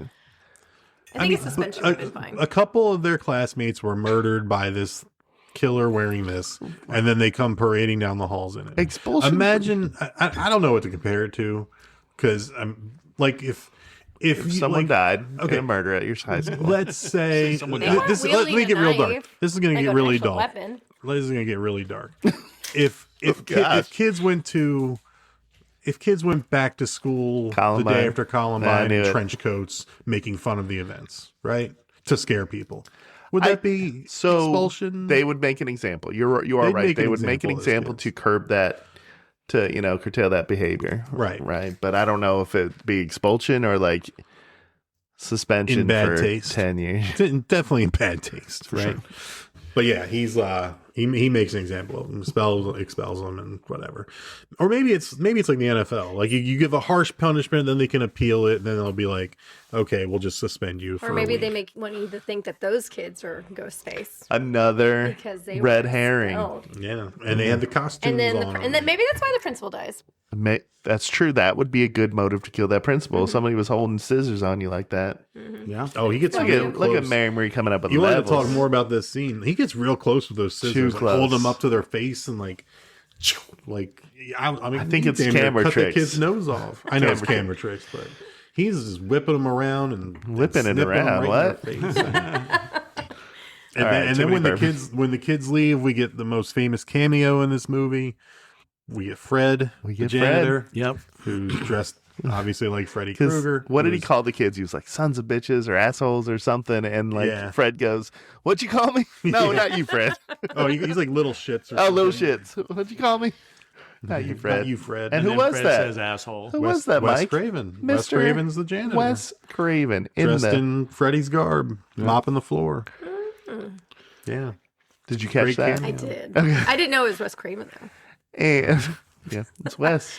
because I'm so knowledgeable about directors. More fun facts. Fun facts. Fun fact. Now when I for watch Charlie's, movies with no, Wes Craven is one of those that has transcended Charlie's. Yeah. Yeah, by far. I know who he is. But I know the name. I've He heard did it. that one with the guy with the knives for fingers. Yeah. so he's playing. So Mr. Himbry's playing with the mask, scares himself because he's putting the mask on, looking in the mirror, and then he like turns around, forgets he's wearing it, and looks back and scares himself. Searches his closet, scares himself again because there's a mirror in there. Yeah, It's just the best. I love his cameo. I love Henry Winkler's role, but like when he was dying, it was a little. yeah, and like getting the ghost face in the eyeball, that camera That was shot, good. That Yeah. was pretty cool. Yeah. And Mary Marie, you noticed, and I didn't pick up on it before, but that the blind is up on his door, and then when Ghostface is hiding behind the door, the blind is pulled back down, and so you're like, oh, the blind's pulled He's back behind down, the door. he's behind the door. Yeah, you picked that out. Very Many aware of times my I've seen this, I surroundings, never so- noticed the blind being up versus down. Nice. Good pull there. Good. Not that pull. I would be a killer and know where to hide. Yeah, Just I know where they would be. Right. You're short enough, you'd be below that window anyway, probably. yeah. Why did he leave his office? What did he hear? He heard knocking. People were knocking on the door, and Yeah, like he yeah. walked away, and they snuck in there, I guess. Yeah. Okay. That's how they got into the other houses too. We get to lure them out. But he had already declared he declared that school's out, canceled for curfew, indefinite, and, right? and all that stuff. And they had, Stu setting up the house party kind of thing, like bring some food, tell your friends, whatever. And then, If I could have a note on what I would have happened, I wish that old Ghostface would have came down and killed those two girls that were talking shit on Sydney in the bathroom. yeah, And then that's the reason they canceled classes for a while, right? I hate those scenes where it's like they're in there and they can't do anything about it. And it's like, what if she went delusional and yeah, her mom's a big old slut? right. It's like, damn. Yeah, Everybody knows that. More stuff about Sydney's mom. Yeah, What do you think Ghostface was waiting in that bathroom? Yeah. Like, how did you I set mean, that let's up? just say hemorrhoids would start to happen in a while. Like, what if it was like one of those like, what is it, White Girls or White Castle situations? Situation. When what is it? Marlon Sank my Wayans. battleship. And then Ghostface has to run out of there. He's like, I can't. Was that from? What was that? The Sank My Scary Battleship. movie. Oh, there. Yeah. yeah. The second one or the first No, one? that's from. But White first Chicks one. No, is it's- she Sing My had the Battleship cheese. is from That's- Harold and Kumar. So Oh, yeah, that's right. Harold Okay. Kumar is that one. Yeah, the Oh. White Chicks is. Oh yeah, the he- two girls. The he two has girls. Yeah. lactose He had the intolerance. he had the issues. quiche. He didn't know cheese was in quiche. Then you just see his legs. Just, Let's talk more about shit humor, guys. Always. Can we do Van White Chicks, Wilder even though is a it's good not? one too. It always works. Van Wilder when he's shitting in the bucket or whatever. I think I'm bleeding. Oh yeah. Oh, that's a classic. Yep. So good. The donuts. You're like, No, wait. No, the donut scene makes me gag every time. Like they're letting it drool down and Yeah. that dog has some nuts on him. Anyway, different movie. Yeah. So we get some more horror education with our trip to the video store where Randy's working. There's a bunch of kids going to rent movies for curfew and big run in the horror section. And Stu shows up. I love when Stu shows up, but sneaks up behind him and just like, and like knocks the movies out of his hand. They're just ball busting. I feel like Stu had a thing for Billy. I'm going to just say that. But anyway, we'll talk about that later. That's pretty common. Okay. A lot of people think Stu and Billy were lovers. Yeah, I'm sure my daughter would say, like, she tries to find those ships all the time. Yeah, you're not the first. She's not the first to pick that out, I don't think. Don't tell her. Okay. Let her feel they special. share the love of murdering. So. Yeah, in horror movies. They like sticking things into each other. Wait, what are you guys thinking? And gross, Charlie. So, lot more horror education going on at the video store. We talked more titles and actresses, and more rules and fun lines though. If like, you're the talking suspect about, in a horror movie, why are you standing in the horror section? Like, talking about they're kind of picking apart the theme to this movie and the plot by saying, hey, you don't want to lose your audience by making it too complicated, so all this stuff. But good stuff. Yeah. And we get, Randy rants. Randy be Randyin'. That would be his YouTube channel. Randy Rants? Randy's Rants. He didn't live long enough for that, though. Unfortunately. No. After the video store, it's the house party, right? And Kid and play? The house party is is the convenience store. Yeah, they're picking up food, and there's like one more time where the sheriff tells Dewey, like, don't let Sydney out of your sight. And he's eating that ice cream. Yeah, where you been? He's like, I was with Sydney. He's like, got an ice cream cone. It seemed like he was taking it like every time the sheriff was taking a pull on the cigarette. I like that. Did something happen at the convenience store? I can't remember. Something did happen, Ghostface shows up in a reflection, like he's following him. Oh, yeah. Which is weird that he'd be in broad daylight in a grocery store. He's creeping around like a Scooby-Doo nobody character. would like notice him. Yeah, it was very Scooby-Doo. But nothing happened, yeah. And then, the sheriff tells Dewey not to let Sydney out of your sight. And then the next scene, Dewey's dropping him off at the house. Is like, see you later. And then there's like a town curfew. Right. Yeah. Yeah. I mean, They also referenced the movie The Town That Was Afraid of Sundown. Do they? Yeah. Tatum did, I think. Yeah. Or, Tatum also said Wes Carpenter on that part. Yep. A lot of fun references. Yeah. Calls it a Wes Carpenter. Feels like we're in a Wes Carpenter movie.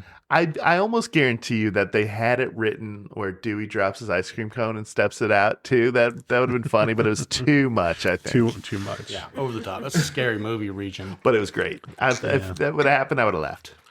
Yeah. So he drops off. They get to the house party. Dewey drops off Sydney and Tatum, and he leaves. But like 3 minutes later, he's like coming back in the house with Gail. Like he's just gonna hang out.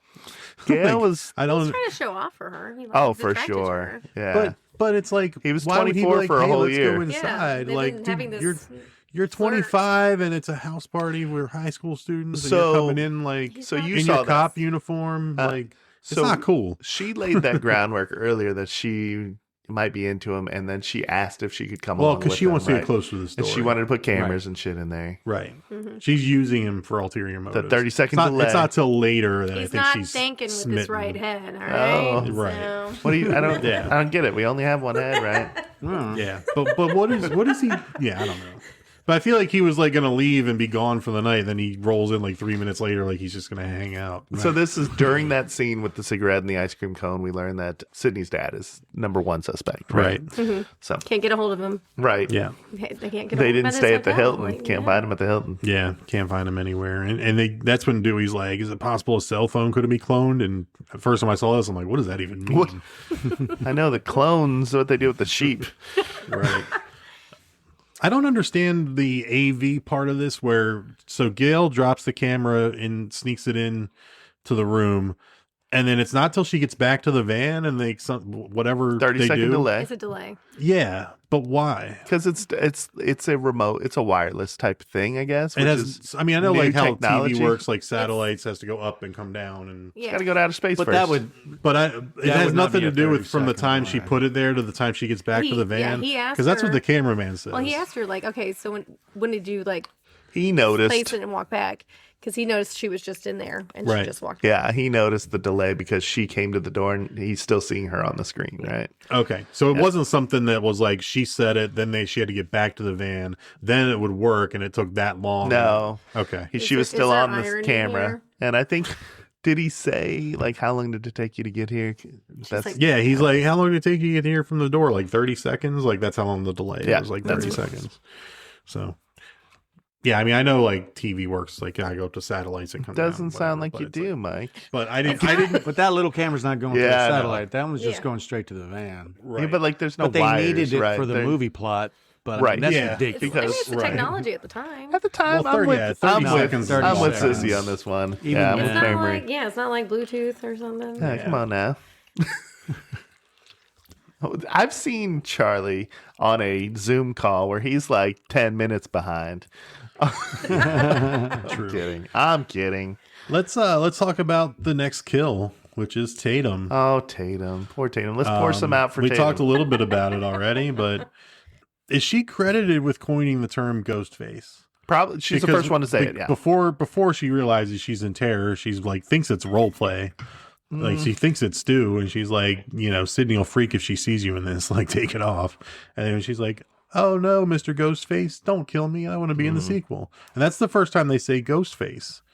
And then and like I said, the costume is called like Father Death. It's the mask itself is based on the Scream painting, right? The Munch painting? I don't know. The painting that's the Scream. That's what the Yeah, mask that is makes sense. based on, Like right? that. Well, the mask was, like I said, Like, this was it is a discovered in Halloween scouting. mask. It's already out there, right? Yeah. But yeah, I can see that being. But is she the one that's credited with coining that term? First one I heard Which say is, can we give her that credit? Sure. I guess we give her the should. credit. It's Steal, done. Stamped it. No one else has. stealing my heart in 1996. You can give her that credit too. And then they broke it. They broke it by killing her. Yeah. I'm going to say that garage door motor is not, unless it's the No most way. powerful garage door motor on planet Earth, Yeah. is not lifting a body. Okay. And they It's don't have not a just light me. switch for the There's- garage. Like There's no safety. Oh, so a lot of garage doors, if you hold down the button, it'll override safety stuff. So maybe he was holding down that button. Fascinating. I don't know. Like I said earlier, she shouldn't have ran. She was winning that fight. She was winning that fight. Yeah. More Like- bottles. I mean, she got an arm on her. Or just She's accurate. Yeah. she had the fridge on her side. Like, just go back and grab Oh, when one. she whips yeah. the door open, like, knocks him you out. like the three of us, and probably Sissy's noticed this in a million movies too, but like there's so many times where they're down and vulnerable to another strike to the head or something, right? Like, Yeah. but it's all like paying homage to the other horror movies. We're still working within these. This is how a natural person's going to do. They're not going to hit them and then smash their head in with something. No, Right. you're probably going to try to flee. Right. Yeah. Yeah. But not through a little doggy door. Yeah. Right. Because the door was. So we agree that they took some liberties with the garage door motor Yeah. here. Okay. Oh, yeah. What do you think? The half that horsepower? The original One horsepower? the original script Hey, had crush it your skull. had My it where God. the door was going to come down on her neck. Oh, that would have. But and then an assistant was like, "You should have like a doggy door she tries to get out of and have it go up." And they were like, "That was better." It was better. So, but It's pretty. She would have made it. it through, lasts though. longer. Like the kill lasts longer because you're waiting for it to go up and up and up, and it's like shaking. Or and just getting come back out. flattened. You know, don't let. But I yourself think do- it's trying with to do this again with the something, safety like- stuff. If she's on the ground and it comes down on her neck, like those things have lasers so that it doesn't operate. No. The one I had grew up in a home. It did not. You could just like get You your. didn't have one at home. It could just like had the go come laser? down on your foot, your arm, like whatever. Yeah. Oh, I They- think it's But code not now. enough to Like, kill you. Right. Not strong Yeah. enough Yeah. to kill Yeah. you. Probably to bend the bottom panel of the garage door. Yeah, I think originally they weren't built with that okay. safety device. So One of my favorite thing to watch on TikToks is people trying to like to close it and then run out and jump over. They try to jump over the laser and they just smash their face on the thing. It's so funny every time. You they know should what's have a happening. doggy door They challenge. should have a doggy door challenge. So Tatum's kill, R.I.P. Tatum. We like R.I.P.. Tatum a lot. Party feels like it's winding down. Bunch of people are leaving because of curfew, and that's when Billy shows up. And The other reason they leave, they get that call. no, that, that's not yet. Oh, okay, not yet. Okay. That's not yet. I think some people were just like, Yeah, and like Tough yeah, Stu's like shaking hands. Like 6, 7, 8 people are leaving. He's like high 6, fiving, 7. shaking hands. Stop. it's like they watched the movie and they were petered out. And they're like, okay. right, we're going home. Yeah, like, and then but then there's still like a dozen people hanging out, and that's when they start watching like Halloween with Randy. Quick note: I've never been in a party where there's been this many people enthralled by an old horror movie in my life. Like, right. Like, yeah, never. There was one time that when I was in high school. I wish I was at that party. I watched Rocky Horror Picture Show with maybe like 12 people. That's Naked? like the only time. Okay, at a high school. That's fair. At like it wasn't even like it was all. It wasn't like there was a party going on and we were watching a room in the other. Like you went it was for 12 that of us reason. at the house and we watched Rocky Horror Picture Show. But they were like, yeah, on so it bated wasn't, like, breath just- for every note that Randy was saying. They were like eating it up with the spoon. I'm like, oh, come yeah. on, guys. Like he's holding court, in Right, the movie. exactly. Like everyone, like Yeah. not everyone would not shut the fuck up and let you No, hold court, especially you if they in were high school. drinking. No, exactly. I know. I'm like, no one's sitting there and watching a whole movie drunk, like as a skunk, like they are. Yeah, and they're far into it too. It was funny though. They're It already was- like an hour into that movie when he as did well. when he hit the rules. It is a good scene though. I do Yeah. like the scene. You don't know about the rules? Yeah. Are we there yet or no? No Not yet? drinking. Close, yeah, close. You're all So gonna die. yeah, it's when Billy No sex. Boo. Yeah. Billy shows up and goes upstairs with Sydney because they have to talk, and that's when Randy walks over Stu and he's like, "What's Leatherface doing here?" It's a good line. I love It is the way a he great line. delivers it. Do you think I have a chance with Sydney? And then while they're upstairs when he's doing the rules, and he does the rules about like the no sex, and they cut to upstairs and they're getting ready to have sex. Gratuitous tit scene. Yeah. Here comes the tit shot. I She's don't- taking her shirt off. Yeah. I don't get it. I don't Don't know get why what? Sydney like slept with him. Right.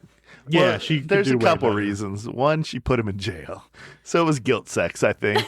Right. And she had that conversation with Tatum about Well, being. why is he dating her at Wait, all? hold Or on. She dating him? Has at anybody all? ever heard? Is this the first time "sex anorexic" has been quoted? Because I think "sex anorexic" that's a good little line. That's a band name right there. Yeah, it is. They opened for Green Day back in '97. We're sex anorexic. Oh, We're gonna. we're not gonna do any. What was the band in Scott Pilgrim? Sex Bomb?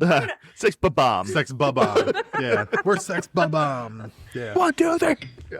We're gonna blow your minds, and that's all we're gonna blow. Exactly. Only over the clothes songs for us. Only 1986 Billy Joel.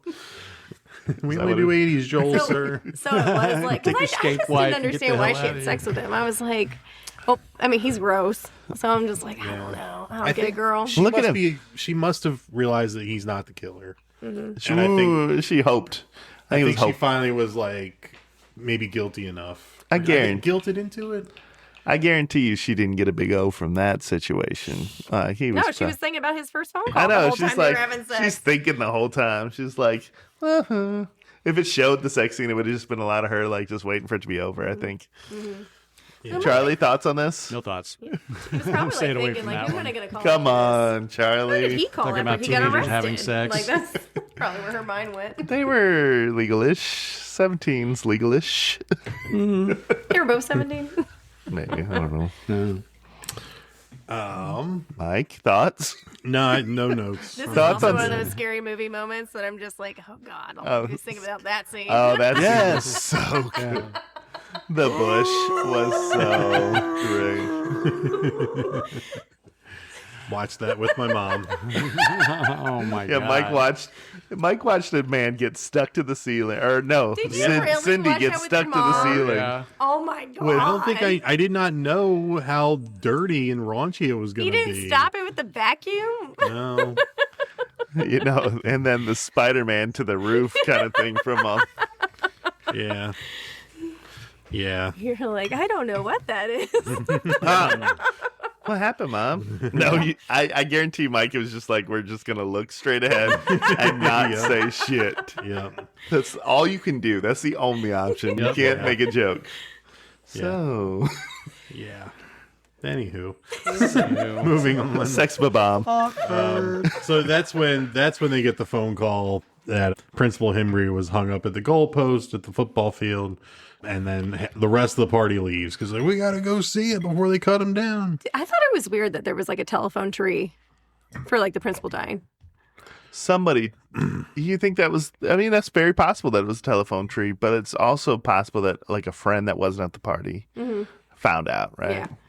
Do you, being at that party, I don't think I'd rush out to see my principal being field dressed on a goalpost. Nope. What about you, Charlie? What if you had 6 beers? We know in you would.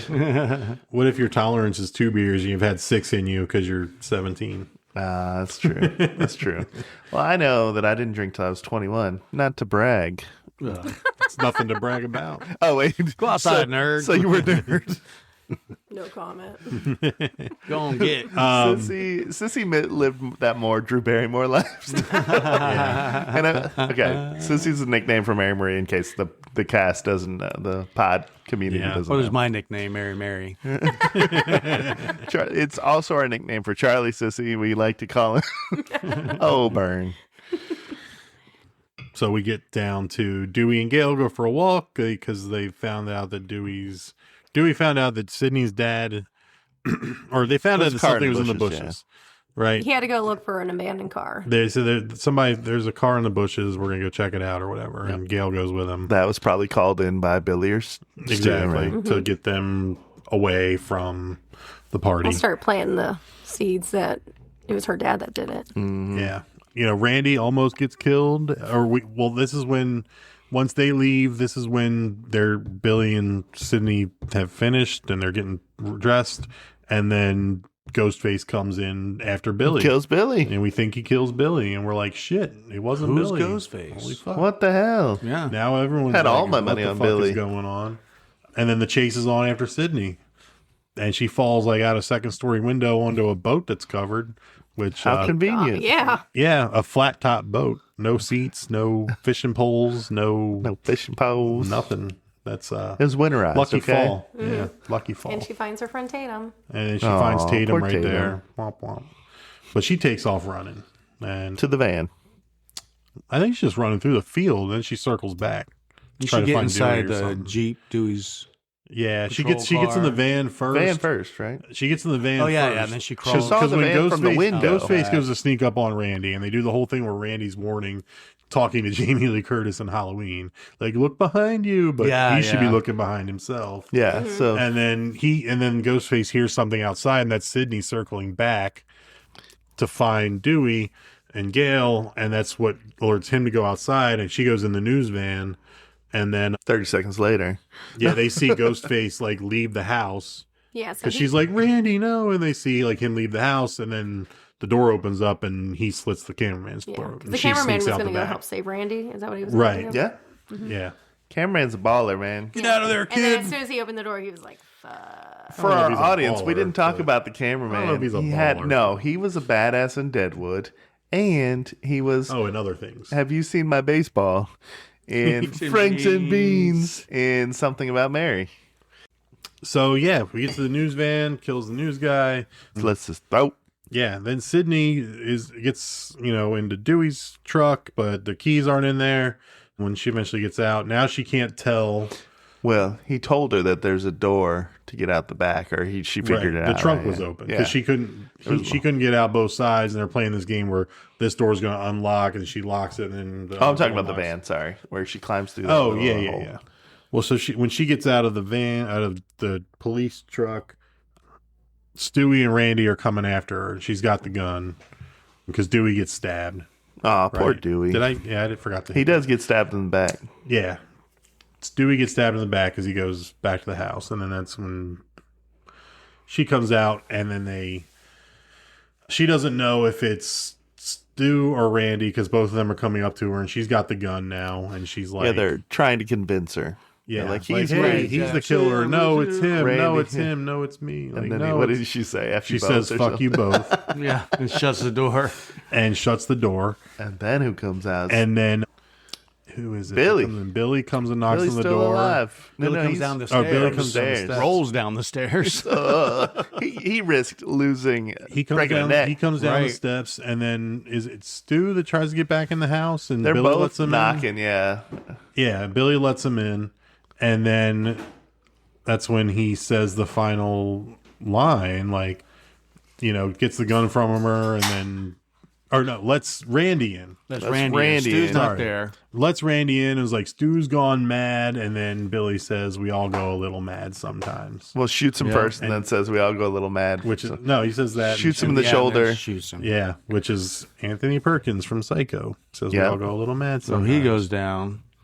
And not a kill shot. We know it's a shoulder and shot. we're like, oh shit. We know it's a shoulder shot. He was shot. the killer the whole time. But then he, the you know, pig's blood was fake. Yeah, The she's blood like, was but fake. how? her face is saying, but how? And then that's when he's Stu like, comes in. And she well, runs first to Stu. he does the corn syrup thing, Yeah. right? They used it in Carrie for the pig's blood. Yeah. Corn syrup. They're hitting all the big ones. They're hitting all the big ones. Well, Yeah. hey, didn't we just do Carrie, guys? We did. It's like you knew we were going to do Scream next. We did. Yeah, and then this final, we get that brings to like the final act, the grand finale where, you know, Stu comes in and now it's revealed that It's a both of them are duo. the killer. They're both the killers. They do the voice mod thing, which sounds really shitty. Oh. Yeah. Because the thing is, I think, is you can hear hear it them. and then you hear their voice at the same time. They do Yeah. a good overlay. Right. So Gotcha. it takes you out of it. Really.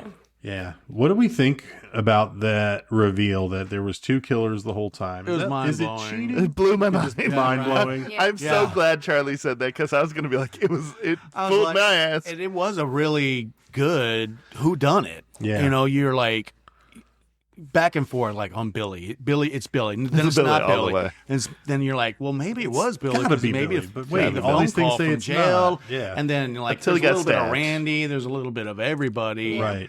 And then when Stu pulls out that thing, I'm like, holy shit! Did it's you ever both think it was? of 'em. Did you ever think it was Stu? Like during the movie? Like, Yeah, a upon couple second times. watches, Couple it's times. Yeah. definite. Like, but like the first time, I'm like, oh, he didn't kill I mean, Casey. he's He's too pretty funny. goofy. He's too goofy. But Exactly. did Stu kill Tatum? I think Stu killed Casey Or was it for Billy? sure.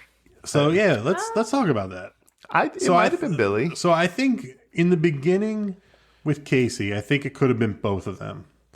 I think it Right? was. Yeah, I think they both would have Because- been there. I'm sure Because one was on the phone the one whole of them was time. not gonna like tie Steve to the chair by themselves. Sure, and then throw the chair and Well, and he'd then- run across the porch and cut him and Yeah. not be out of breath on the phone. Right. So that could have been both of them, right? For that one. Yeah. When who killed the Sydney principal? gets attacked. So when Sydney gets attacked, though, Stu. It it's- feels like a Stu thing. yeah. Well, also she goes in her room and Ghostface is like reaching through the door. Oh, you mean that and- part? Not yeah. in school. Yeah, yeah. So when Ghostface is like reaching through the door with a knife and trying to get in her room, and she's dialing 911 Billy. on the computer, Billy. and then Ghostface disappears, Billy shows up in her window like 2 seconds later. Yeah. It Like was like immediately. And the phone, 10 to 15 they arrest seconds. him and they don't find that voice thing on him. Yeah. Right. So it was both of them doing Yeah, that. it's almost like not enough time elapsed for Billy Right. to But He was identify out of the breath. killer on He that seemed a one. little out of breath. For We did climb Tatum, up- was we climbed up Stu to a entertaining window. at the party before Tatum, while Tatum was getting killed? Stu So was that sent Billy? Tatum down. Yes, he sent her there. I would think it, yeah. Yeah. I don't think, Because then Billy doesn't show up till after Tatum dies, and when you rewatch it, he like comes into the door frame really quickly, and even like gives Stu like a look like, "Hey, it's done." Like, yeah. got Because it. later or Stu's like, whatever. has anybody seen Tatum? I think it was Billy. Oh, I haven't seen her. So maybe maybe they had a pact like not to kill their own girlfriends. We have glossed over the smoking jacket that Stu was wearing during this whole thing. Yes. That's baller right there. yeah, Yeah. it is. Yeah, Hugh, what's his name? Hugh Hefner look. Yeah, It's a ball. same as I need a smoking Will jacket. Ferrell in Wedding Crashers. Yeah. Ma! The meatloaf! What'd she do back then? I mean, it was surprising that there was two killers. It's Because like great. a lot of the movies that they talk about in the whole movie, it's always one. Yeah. So like they definitely set you up to not even. I don't think they brought up one movie where there were multiple. Are there other movies before this one? No. Maybe, but not that I can think of. Or who done it? I think Funny Games, but was that after this? Probably. But you after. know Funny it's Games two definitely. people. Well, I think that's two killers, right? Yeah. Funny, You know from funny. the Well, the American. No, that Funny Games was after this. 97. Okay. That's a 97. good movie too. It's crazy. It's the most like make you angry for one part. Yeah. When they hit that rewind button, man, I'm like, I want to flip a table right now. Anyway. Hope. Quick, let's set up a Monopoly game so I can Yes, flip so I this can table flip in it. style. Yeah. Yeah, so maybe they made a pact like not to kill each other's girlfriends. Like, so maybe Billy wasn't going to kill Sydney. Can't do it. Stu wasn't going to kill Tatum, but they were okay if the other one did. I don't know if, I guess in the bathroom was probably Stu because Sydney had just seen Billy in the hallway. He's and then not runs into changing the bathroom, clothes, yeah. so that one couldn't have been Billy. I don't think he put on the Scream outfit. Billy probably killed the principal because Stu is outside telling the girls like to bring stuff to the party while the principal is inside. Well, I don't know what you did, Sydney, but on behalf of the whole class, thank you. Right, that whole thing. Yeah, I think Stu's entertaining most of the time until he goes, "I'll be right back. I'll see you in the kitchen with a knife," Randy says. Yeah, so then we get the monologuing a little bit, right? Yeah, the motive stuff and, whatever. It's the millennium. It's scary if you don't have one. But then Billy says that, hey, your slut mother was fucking my father. And I don't think Stu why my knew mother that. left and abandoned me. I don't think Stu knew that. No, Stu's the one that didn't Stu really thought it would be more fun to have no motive. Yeah. They're like, what's your motive? He's like, peer pressure. I'm sensitive. My mom and dad are going to be so upset with We didn't really call the cops, did you? But then we get the best lines of the movie. Oh, yeah. Oh, yeah. Everything Stab he each says, other. Well, I mean, they start stabbing each other. He's like, you got me a little too deep on the last one. Sorry, Billy. I guess I got a little overzealous. Well, like seriously though, like he got cut deeper than he thought, so he's like, I'm giving it to you too, man. Yeah. It's like, and then when Billy goes to cut me him have next, that knife. he stabs him like 3 times. I know Billy never gives back the knife. Give me the knife. No. And then they realize what? The gun's gone. I mean, I'll stab myself, man. I know, right? I put the gun right here, man. He's like tapping on the table. He can't get the words. He's like, something's wrong. Spitting up blood. Yeah. Gail Weathers shows back up. Gail effing Weathers, who after she got This Is Sparta kicked out of the Sparta kick. She got the Sparta she got kick. the This Is Knocked Sparta her right out. kick right on the porch, and then she played dead on for a top of minute. Dewey's body. Yep. So she comes in to save the day, but not really. And then Sydney escapes, right? Yeah. And then I didn't understand when she escapes and then she calls and was like, calls and to kind of I think to turn let the them know table. that to turn the tables kind of thing. I think to torment But them. Why put on she's hiding in the closet. Why did she have to Why'd put on she the ghost face costume? Yeah, I thought the same thing. I'm like, what are you doing? to stab Billy with the with them. umbrella when he opened the door. I think she was just fucking with them. Like, fuck Actually, you guys. I get it. Yeah, I get it. But it doesn't make sense for the plot. Like you would think she would have just hidden the thing. So Billy and Stu Maybe admit call they the cops. framed Who knows? Or Cotton maybe Weary. just like, Oh, yeah, they brought her dad out. They brought her too. dad out. They admit they framed Cotton for her mother's murder. Yeah. And then they bring the dad out and they show like, hey, we're framing him. His car's out there. Here's the phone and the voice thing going in his pocket. well, he was in the closet And with her. confirm they cloned it. Yep. Yeah. We found him. He stabbed us and left us for dead. But, now he's going to be the killer. Like, whatever. The only one who lives is us. Right. Yeah. You hit me with the phone, you dick. Hit me with the phone, dick. Hit me with the phone. Yeah, so it pretty big grand finale. They're stabbing each other. There's a lot of bloodshed. There's, she kills Stu by dropping a TV on his face. We think she kills Billy first, right? Well, yeah. That's why Stu's like, And she's on killed his she puts boyfriend, the I guess. finger in his wound. Oh yeah, To antagonize him to get when he's got That's like sexy. the knife to her, well, they get stabbed with the umbrella. and then stabbed with the umbrella. But could you Yeah. actually stab a hole in somebody with the tip of an umbrella? not with umbrella tips? not with With some that force? momentum, but I think Those from metal far enough tip away. umbrellas, you could. That's maybe not not as sharp as stab, a lawn but- dart. No, it's not as sharp as a lawn dart, but you could force your way. It would hurt. It would hurt. I think in You'd have self-defense a deep mode, tissue bruise, but I don't think it would have broken. Yeah, it would the hurt. skin. I don't think you'd. But I don't yeah, think it would cut the skin. But yeah. she has a sharp umbrella tip and stabs him a few times. He goes down. Yeah, and Sticks then his finger. And we're cheering for it. Sticks her Yeah. finger in the hole. and then Randy wakes up, right? Licks it first. finger popping Assholes. Finger popping assholes. What? Randy pops up. Randy pops he up. lived, right? Yeah, he's like And then he's like, "Hey, this is the part where the killer comes back for one last scare." And he's never been so happy to be a virgin in his right, life. yeah. Skeet pops up. She One more pops shot. him in the Yeah. head. Oh, yeah. She's like, "Not what? Not my story. Not my movie." horror movie." Yeah. Yep. Then Double tap.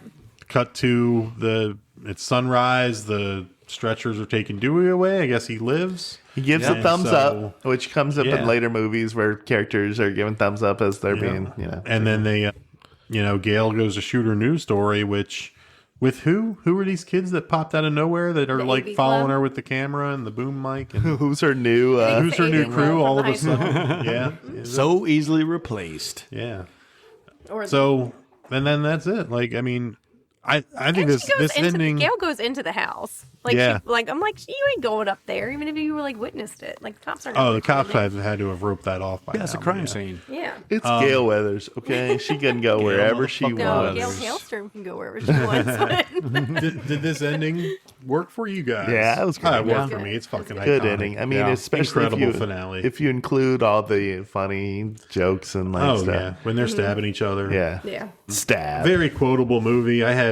My favorite quotes are everything Matthew Lillard says in the final scene. Like, it's gonna be a scream, baby. And he's got, You didn't really call the cops. he's really getting animated. He's turning it up to like 12. find out. You fucking hit me with the phone, dick. Peer pressure. So good. Feel a woozy. Feel a little woozy here.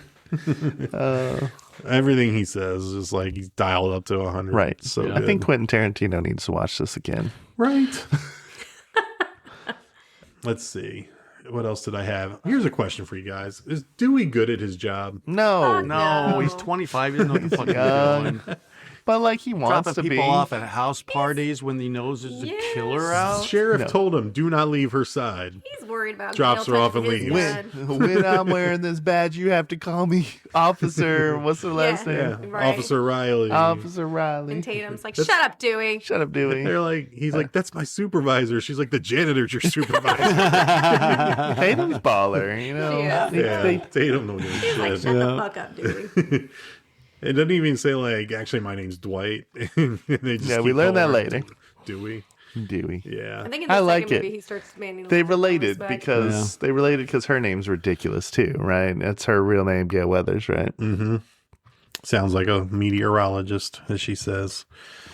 Who was your favorite, let's say, below the line actor in this film? So Does Jamie Kennedy count? Jamie Kennedy counts. His And name's not Matthew on the Lillard? poster. Matthew Lillard is on the poster. Oh. Is on like the top line. There's no opening credits, but Jamie Kennedy's not on the poster. His Is name's not on Rose? it. Rose McGowan is. Then Jamie Kennedy. Jamie Kennedy. Jamie I didn't say Kennedy. Jamie Kennedy. I mean, he did really good with his role's role. iconic. Again, sad that he died in the second one. I think he comes back in the third on video. Yeah, third or fourth, yeah. Wrap up, and then his family, like his nieces, are I think it's like in the new sixth one or franchise. whatever, yeah. Yeah, Niece the and fifth- nephew. yeah. Well, one of them dies.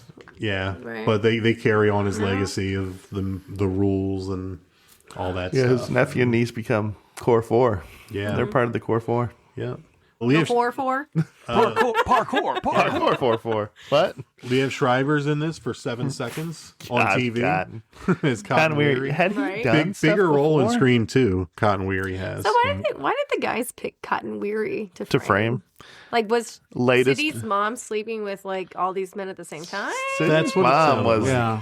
Sydney's mom was thirsty. When So she puts the whore in Horror. horror. Yeah, when she talks to Gail at the school the one time, Gail mentions that they're talking about the book and the case, and she's like, no, I saw Cotton leave with that coat on with my mother's blood on it. She's like, no, you saw someone leave with that coat, and Right. that's the same someone that put it in Cotton's car and framed him. And so It's a hot take, Cotton Weary and Billy's dad, I guess, and however many other people were probably sleeping with Sydney's mother at the same I time. mean, I was.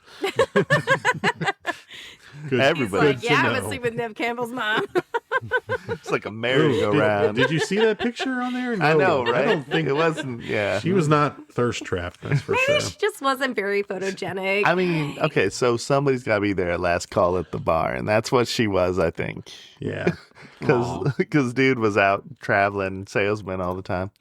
Hey, we just got joined by our 16-year-old, too, so he might jump in unannounced here in a minute. Let's now- jump in so now before we're we do gonna the go rest of the PG-13. categories. We're going edited for TV mode now, Yeah. so... Welcome, Atticus. Thanks for coming in. Yep. Hello. Hi, Atticus. Hello. I'm here. All right. My favorite nephew. Just kidding. This will be I'm interesting not to see if he tones down his normal comments now that his aunt is here. His favorite. No, just kidding. What happened? Wake up. No, nothing. So, yeah. Justin, do you want to, or Atticus, do you want to give your takes on Scream? I feel like you've told us on previous pods this is up there near the top of your list of faves. I don't know if I've said this before, but it's actually towards the bottom of my list. No, it's in the Mount Rushmore for me. Yeah.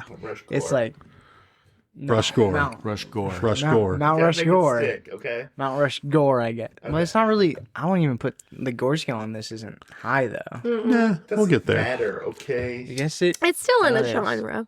Yeah.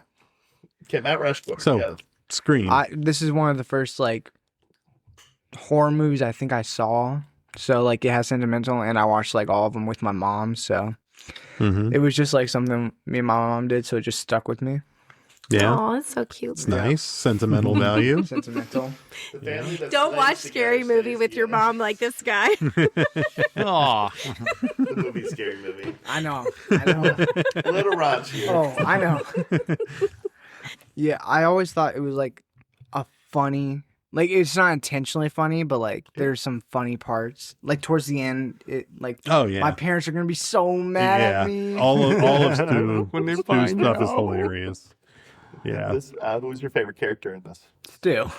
Stu. Yeah. Not Randy. No. I think a lot of people love Randy. Did the two villain thing blow your mind?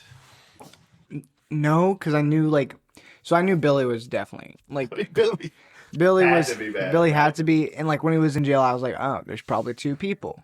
Oh. Well, they also mentioned once in the movie. Do you think maybe there was a second killer? Did they? They did mention it. I missed that, I think. Huh, I missed it too. I also missed that. 90% sure. Director's cut. I was a little sick watching it, but False memory. Brown bottle sick? Is that no comment. Brown something. 48 hour. We both were. 48-hour bender. No, that's Charlie's. Is it my turn to use the bathroom? Yeah. So, what do you grade it? Out of 10 or? Sure. 10 out of 10. Woohoo! Nice. 10. Fucking 10. 5 10.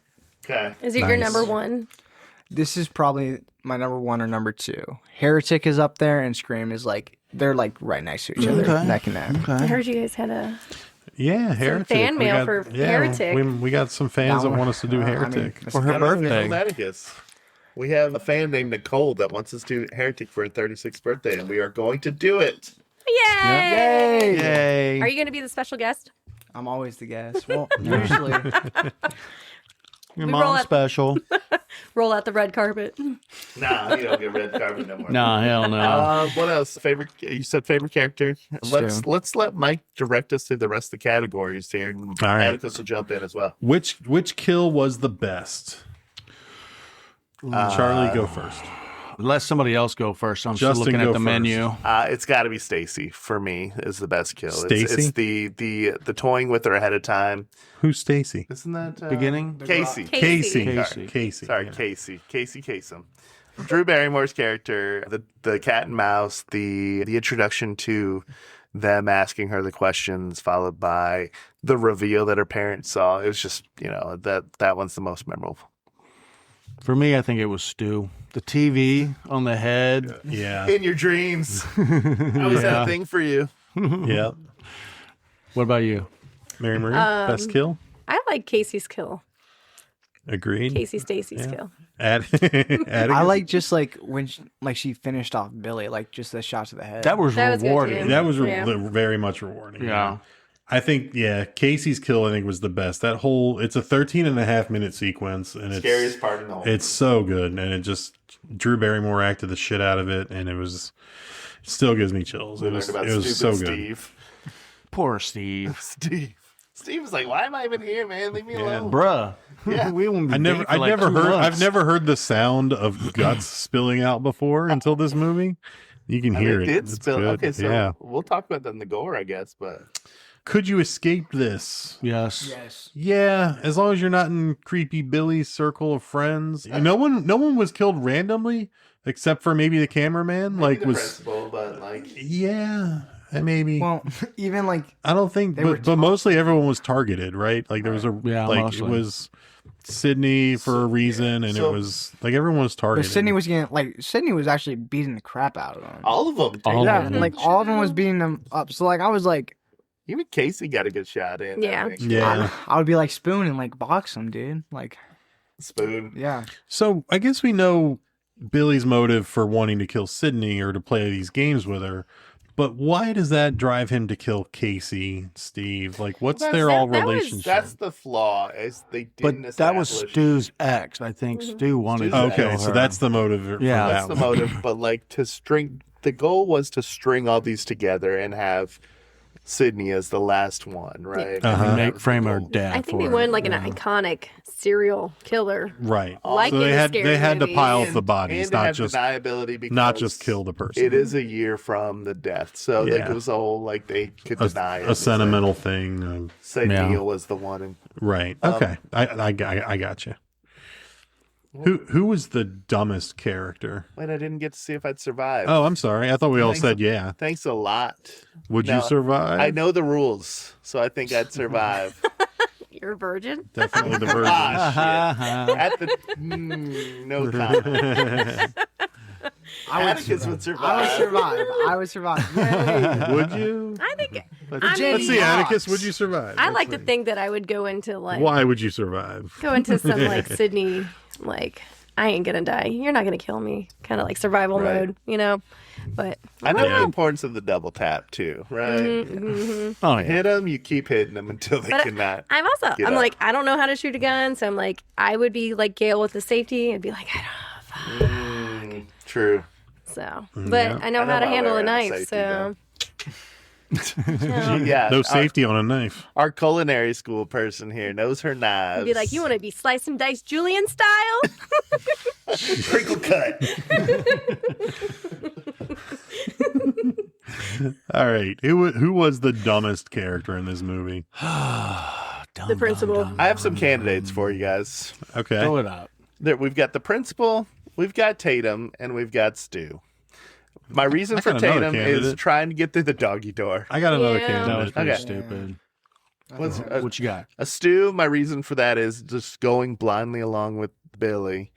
And the principal, obviously, with those scissors. That was my only thing for the principal, with those scissors. You don't wave those around.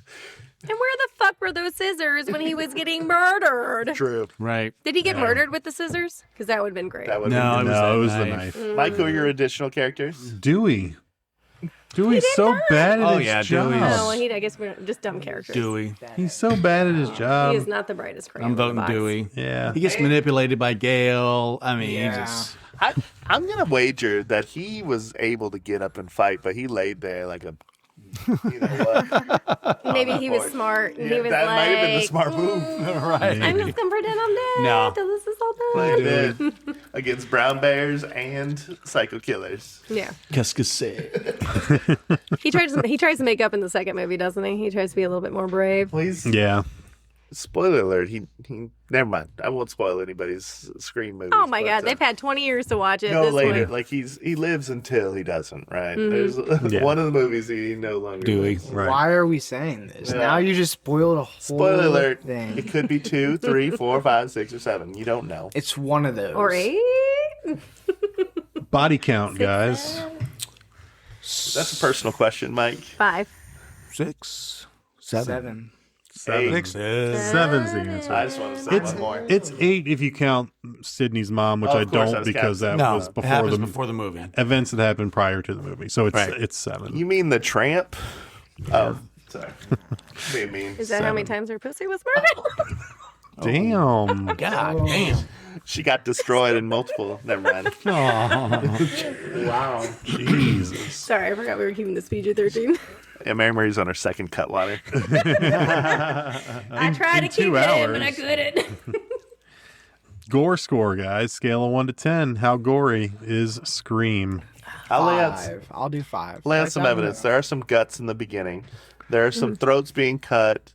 There's some stabs to the abdominal. I like 4 or 5. Yeah. 5. I go 5. Tatum's head crushing. That was pretty. Tatum's head crushing is pretty gruesome, Mm-hmm. but Billy and Stu stabbing each other Yeah. was probably Bloodiest the part worst. of the movie. Yeah. I would say 5. Everyone's covered in blood kind of at the end after all that. I said 5 as well. Blood on the windshield. I think Yeah. it's bucket of blood stuff. So everyone but- said 5, so 5? Yeah, Yeah, that- 5. we all said 5. That's crazy. Five. There's 5 of us Johnny here, and we all said 4 to 5. So I mean, 5, yeah, 5, after 5, I 4, watched it, 5. it's like, it wasn't as bloody as I remember it. Like, I don't know. It just wasn't. Yeah. I definitely feel like it was more vicious Gunshots through the shoulders. when I was younger. Yeah. Yeah. Umbrellas through the shoulder. Some fun facts for you guys. We'll be the judge. You'll be the judge of what's fun, even though these are all facts. Says they're fun. They're fun. The original concept for Ghostface had a white robe to appear more ghost-like. Nah. That's not Except that looked too much like the KKK, so they went with black instead. Good choice. Good choice. Good choice. Even not thinking that, I'm like, nah. Nobody wants They that. probably walked in the room and that were like, ooh, no. It's not practical. It looks like he just came out of his church choir. This is the 90s, man. You can't do that. It's not practical. The blood would get on the white, you know, and just ruin it. The original title of Scream was Scary Movie, Was it Scareface? which is, of course, the title of the parody of this. So, It was a win-win either way. yeah. Win-win. Wes Craven was trying to distance himself from horror at the time, originally turning down the offer to direct. Some fans changed his mind, and he ended up coming back How and did they change his mind? just saying that, Sexual favors. I think from what I guess Sydney's mom. a lot of Sydney's people, mom a lot stepped of in. people just told him like, dude, you're the best at this. Like, keep at it. Like, They stroked his ego. Yeah, they stroked his ego, and then he came back and did it. I guess. All over this. As Inappropriate. as of 2023, Ghostface is the #1 selling Halloween costume of all time. Really? It's actually a real costume. Yeah. Yeah. Yeah. What? It was a costume before the design, remember? Mhm. They found it while scouting. They literally do sell it That's in so every five and ironic. dime. We're almost done. I'm Hang gonna in get there. edited out. Hang in here, Mary Marie. I have a tennis match later today too. Hang in there. Hang in Just be like there. tripping around the court. Lots of I'm Halloween. playing solo, so it'll be fast. Lots of Halloween references in this movie. I think Casey Becker says it's her favorite scary movie. She's got a great lungs. No, go- Casey's... go It down. was Friday the 13th. No, it wasn't. No, she says her It's favorite is Halloween, He's right. but the He's trivia right. question was Friday the 13th. It was Yeah. Jason's mom. Yeah. She's got a great sense of Jason's lungs on her. mom. Yeah. Go down to the Mackenzies is what Dad says to the mom, which is what they say, what Jamie Lee Curtis tells the kids in the movie. We talked about feels like a Wes Carpenter flick. John Carpenter, the director of Halloween. Billy's last name is Loomis, like There's Dr. the- Loomis. The Remain a Virgin Yeah, is like a Halloween the Staying a trope, Virgin thing, all the Jamie Lee Curtis stuff. They're watching Halloween at Stu's house. They're like when Dewey is going through the house trying to find the killer, the Halloween is playing in the background, so the Halloween music is playing. There's a ton of Halloween references. Mary Marie, you'll love this one. Melissa Joan Hart, your girl, auditioned for the role of Sydney. Do you think she could have pulled it off? I think so because I like her. Picture Clarissa Yeah. Or Sabrina at the time. or Sabrina as Sydney Prescott instead of Neve Campbell. Can any of you guys picture that? I can picture I nothing think it'd be fine. I don't want to bag on Neve Campbell, but I mean anybody could play that role. I mean, I think fine. Melissa I like- Joan Hart has the same kind of like innocence Neve Campbell does, which you kind of have to have. Like, I don't think. I think Wes has a type. I think. like, I think no. she could have, but Wes has a type. I think Nev is more like Nancy than, yeah. you know, so he might be a little lazy with this Well, casting. Wasn't like Like, I feel like Rose McGowan doesn't have that innocence. Like, she couldn't have been. Like, you couldn't have like swapped the roles probably. No. I feel like she Tatum got, and Sydney. she got like cast as Sydney because like wasn't Kraft was just a few The Craft. Yeah, that came a out couple years- before it. or was the same year as this. same yeah. year. So I think like they knew she had like other movies. So she did was he want more a witchy qualified. person? Because he had Sabrina. No, no. Hot take, she was not a good person in the craft. No. No. Bad, yeah. Not a hot take, but Take. Some of the other casting what ifs. Seth Green auditioned for Randy. I could totally see that. for sure. Jamie Kennedy and Seth Green Might seem have like been better. doppelgangers. Yeah, Might have been yeah. better. I like Seth Green. I Breckin do get Meyer them and confused. Jason Lee also auditioned for Randy, but it was, if not Jamie Kennedy, Who's Seth. Jason Meyer? Breckenmeyer from I know. Road Yeah, I Trip. know Jason Lee from Jason Lee. all the Kevin Smith I stuff. could see Breckenmeyer, but I couldn't see Lee doing it. I don't think. No, I couldn't see that either. He'd be good at confident. monologuing. He'd be good at the rules stuff, but I couldn't see him like Too confident. yeah. Brooke Shields was almost cast as Gail Weathers. Love Brooke Shields. I could see that. She looks like a news reporter. Could picture that. When the video store customer asks about the werewolf movie with E.T.'s mom, it's a reference to Dee Wallace from The Howling, but was also in Wes Craven's The Hills Have Eyes in 1977. The only time in this film that the man in the costume isn't a stuntman is when Ghostface sneaks up on Randy on the couch. That is Skeet Ulrich.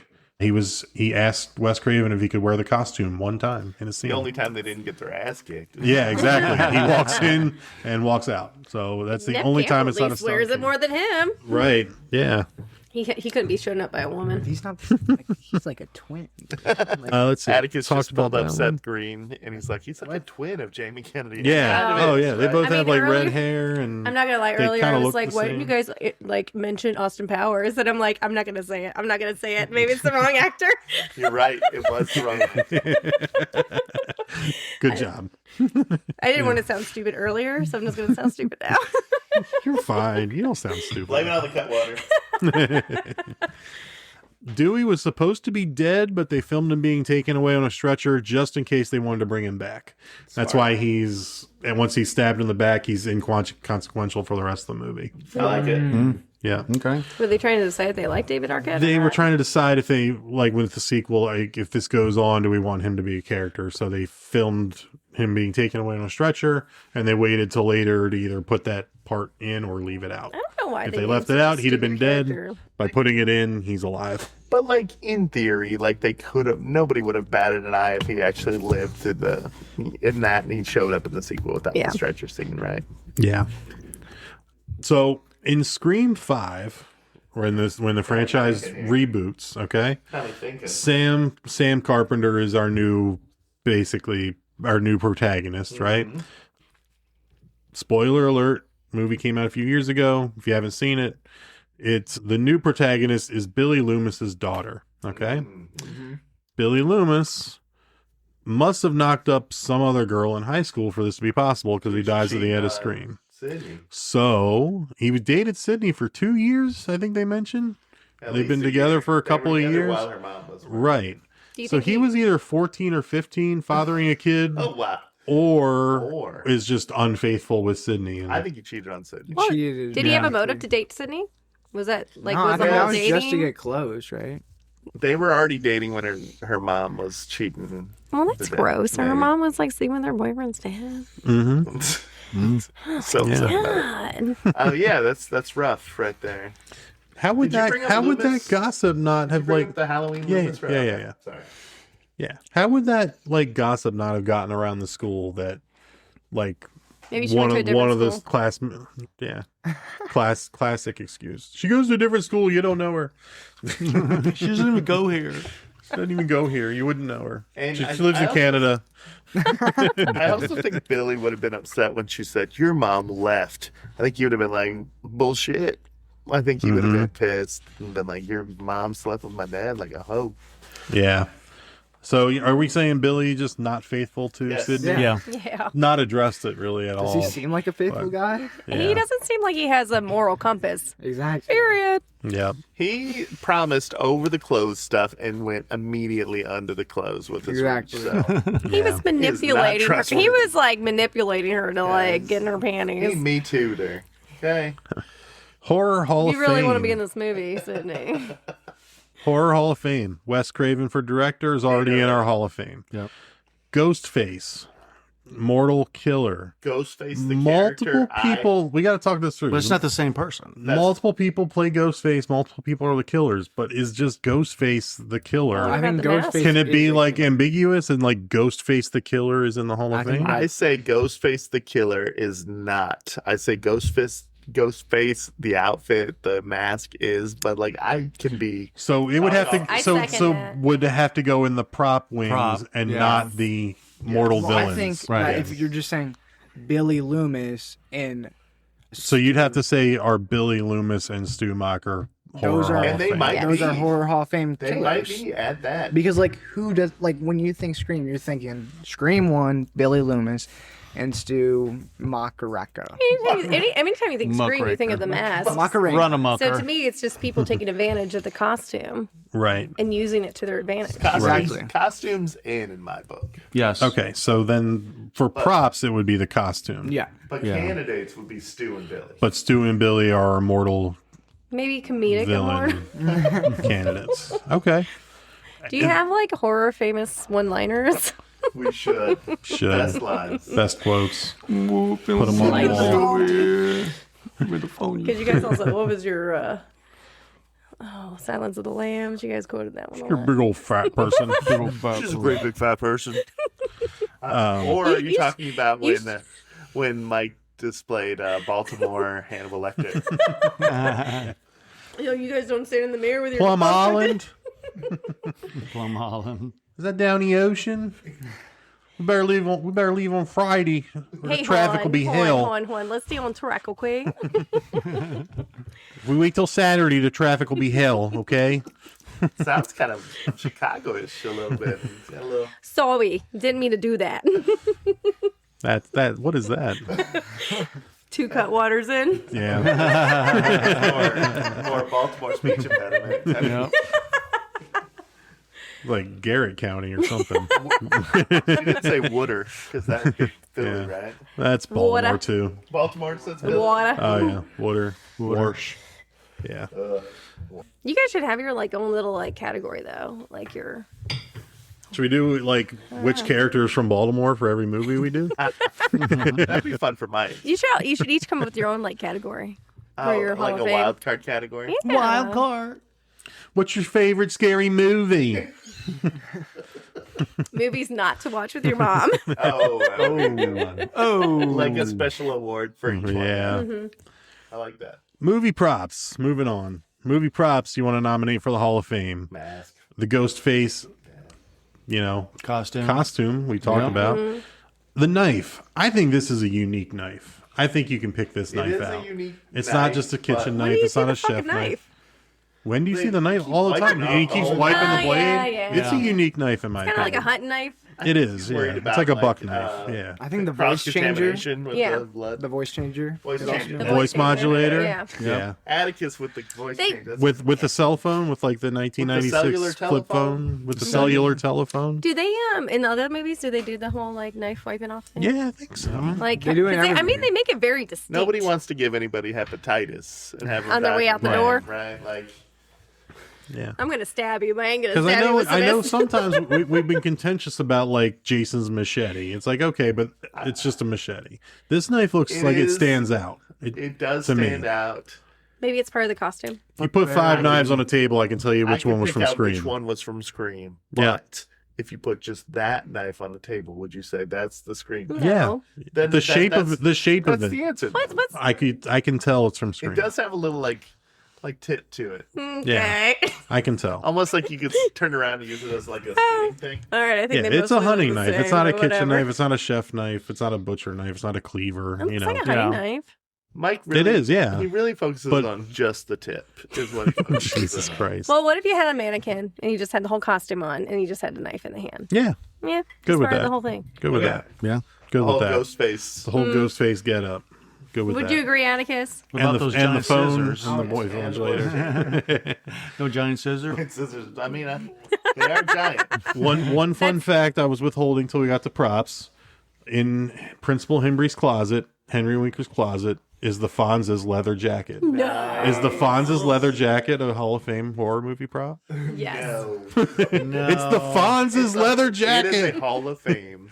It's the Fonz's jacket. Just a different- Not a horror Hall of Fame. Yeah. I got it. Yeah. It was a fun Where's plant. the jukebox? It's like But- saying like Freddy's outfit. Here's Because another Fred the fun fact. janitor's outfit. Right. Another fun fact. The Different term- thing. The term "jump the shark" comes from Happy Days, where the Fonz actually Yes. jumps over Yeah. a shark. Yes. Yes. So that is the On term. water skis or jet Yeah, skis? water skis. On water skis, Yeah. yeah. Like a real shark. Yes. Yeah. Have you never seen Happy Days, Atticus? No. You should. Sunday, it's actually Monday, happy day. you should see it. It's a good show. It's a really good show. With Ronnie Howard, right? Yeah. Yeah. The Howard Boy. When did this It come was out? my Nick at, it was my Nick at Night, which now you have probably like Friends. That 170 show? Or that 70 show. Yeah. Okay. Yeah, they feel. I mean, there's not much track left. Final thoughts on Scream, Mary Marie. I'll start with you. Final It was really thoughts. good. I would survive like crazy, but yeah, it was awesome. Yep. Which killer was the dreamiest? Remember? If you had to date Stu or Billy, Oh, it would definitely be Stu. At least he'd make me laugh. She's funny. Charlie, Billy- if you had to date I couldn't Sydney get or past Tatum, Billy's fucking hair. Oh, Tatum. Atticus, if you had to date Sydney or Tatum, Tatum. Justin, Tatum with a bullet. Whatever, yeah, whatever. With a bullet? Fastest answer ever. Tatum. Those red pants. I mean, sorry, Sarah. I didn't know you yet, so I didn't cheat on you with my mind or anything. yeah, Sydney's got too much baggage, so Right. Tatum. Would you would you date her before her mother was killed? Because afterwards, yeah, a lot of baggage there. It sounds like she was fun before her mom died. Right, she had a lot of fun. She was, Probably. They were in an R rating, hot and heavy, headed towards an NC-17, but now edited for TV. I think Stu and Tatum are like in full on porno. I don't like to think about Stu with my girlfriend like that. I think the movie was great. It was a fun ride. It was original, entertaining, and I think that Stu is the only, or whatever his name, The GOAT. Lillard, Matthew Lillard. is the only actor that couldn't have been replaced. Yeah. Agreed. Yeah, Everyone I else, agree. you can just The right energy. randomly Yeah. throw in people and they'd be fine. Yeah, I agree with that. Matthew Lillard's fantastic in this. I think we all love him. Neve, because she was in so many of the sequels, all of them but one. Well, It's but hard she's to think of her being replaced now, but at the time, I could see. Yeah. Yeah. I think in the second movie, she definitely like. Yeah. Glad I saw this movie when I did. I think as a young person seeing it, it just was, it was like a small little taste of horror film school. If you're seeing this as a young person, as a preteen, with all the references, and it's like, oh man, I need to go see this now, or like, I've never seen Silence of the Lambs, I got to see that, or Nowadays, The Howling, I need to check that out. Apparently, Prom Night, Terror Train, like I need to check out these other Jamie Lee Curtis movies. Like it was all just horror education when you're starting to really get into these kind of things. Like, okay, this is what they're telling me I should watch, so I need to check these out. it was a fun place to be, because I was 15 or 16 when I saw it, probably 16, but my friends at the time wouldn't have gotten the references, right? So obviously now the four of us have seen a ton of horror movies, and these are pretty elementary references, but it was fun being ahead of your peers in that, I think. Except Charlie was 40 when this came out, right? Sure. One day he's gonna go all Ghostface on us for all the references we do on how old he is. Yep. All right, guys. Well, that was Scream. That was we have That was Justin, by the way. That was Atticus. our next host. We're going back around to our employee picks. Our next host is Charlie. Yay. So Charlie, Did you know about this? You get to. It's your pick for the next film we're going to cover. Okay, so my pick was influenced by the fact that the Hall of Fame, and that this character should have been in the inaugural Hall of Fame for immortal villains. Mm-hmm. So I'm going to go with Bram Stoker's Dracula. Oh, wow. The most movied villain of all time. Correct. Yeah. Without a doubt, not even close. Frankenstein? 200 plus movies. Frankenstein's in 400 movies. But it's like Frankenstein and Dracula. Right. I get it. Yeah, you're right. I'm not saying I was worried, but I was worried about Dawn of the Dead, the remake. No. Oh, and one This thing is also one of the better ones from the early 90s. The early 90s horror is bad. This is a great call one. dibs on this movie. Dracula 2000? Scary movie, because it shows up in IMDb as a comedy horror. Hey, if we're doing comedy horror, that opens the door to a lot of things, and I'm all for it. So yeah, Bram Stoker, Dracula. Bram Stoker's Dracula. Keanu. Yes. Very good. What's that? About 3 hours long too. That's a good one. No, this is this is it's one of those ones that breaks the rule for me. Even Scream was almost like 2 hours, and it's super good. You don't need to cut anything out. I mean, some nudity in this one too. Just warning, a fair warning to our guests, our listeners. Yeah. Okay. All right, Bram Stoker's Dracula. Because I'm all in. 1992, if I'm not mistaken. It's the next film we're going to cover. Ready for me to take us out of here, guys? Let's do it. Here, man. Thank you for having me. I appreciate it. Thank you for being here. Thank you for sticking it out. I know you were reluctant, but really appreciate it. Yes, 2 drinks in, I'm good. Yep. That's what Sarah figured out. Like, she started her 3rd bourbon, and it was like a Sarah I'd never seen in my life. Now that we did the dry run, let me hit the record button and we'll get started. Oh yeah, we weren't recording it. My light's not green here. Sorry. Right. All right. Thank you all for listening to the All Guts So Gory podcast. If you like what we do here, best thing you can do is please rate and review us wherever you listen to your pods. Please tell your friends to listen. If they like it, they can rate and review as well. If you listen on Spotify, please make sure you follow us as well. You don't want to miss your favorite horror movies being broken down by us, especially if you're a fan of Bram Stoker's Dracula coming up next week. For Mary Marie, for Charlie, for Atticus, for Justin, I'm Mike. This is All Guts So Gory. Thank you so much. Our 50th episode is in the books. Sliced and diced. Andy, take us home. This is the end, friend.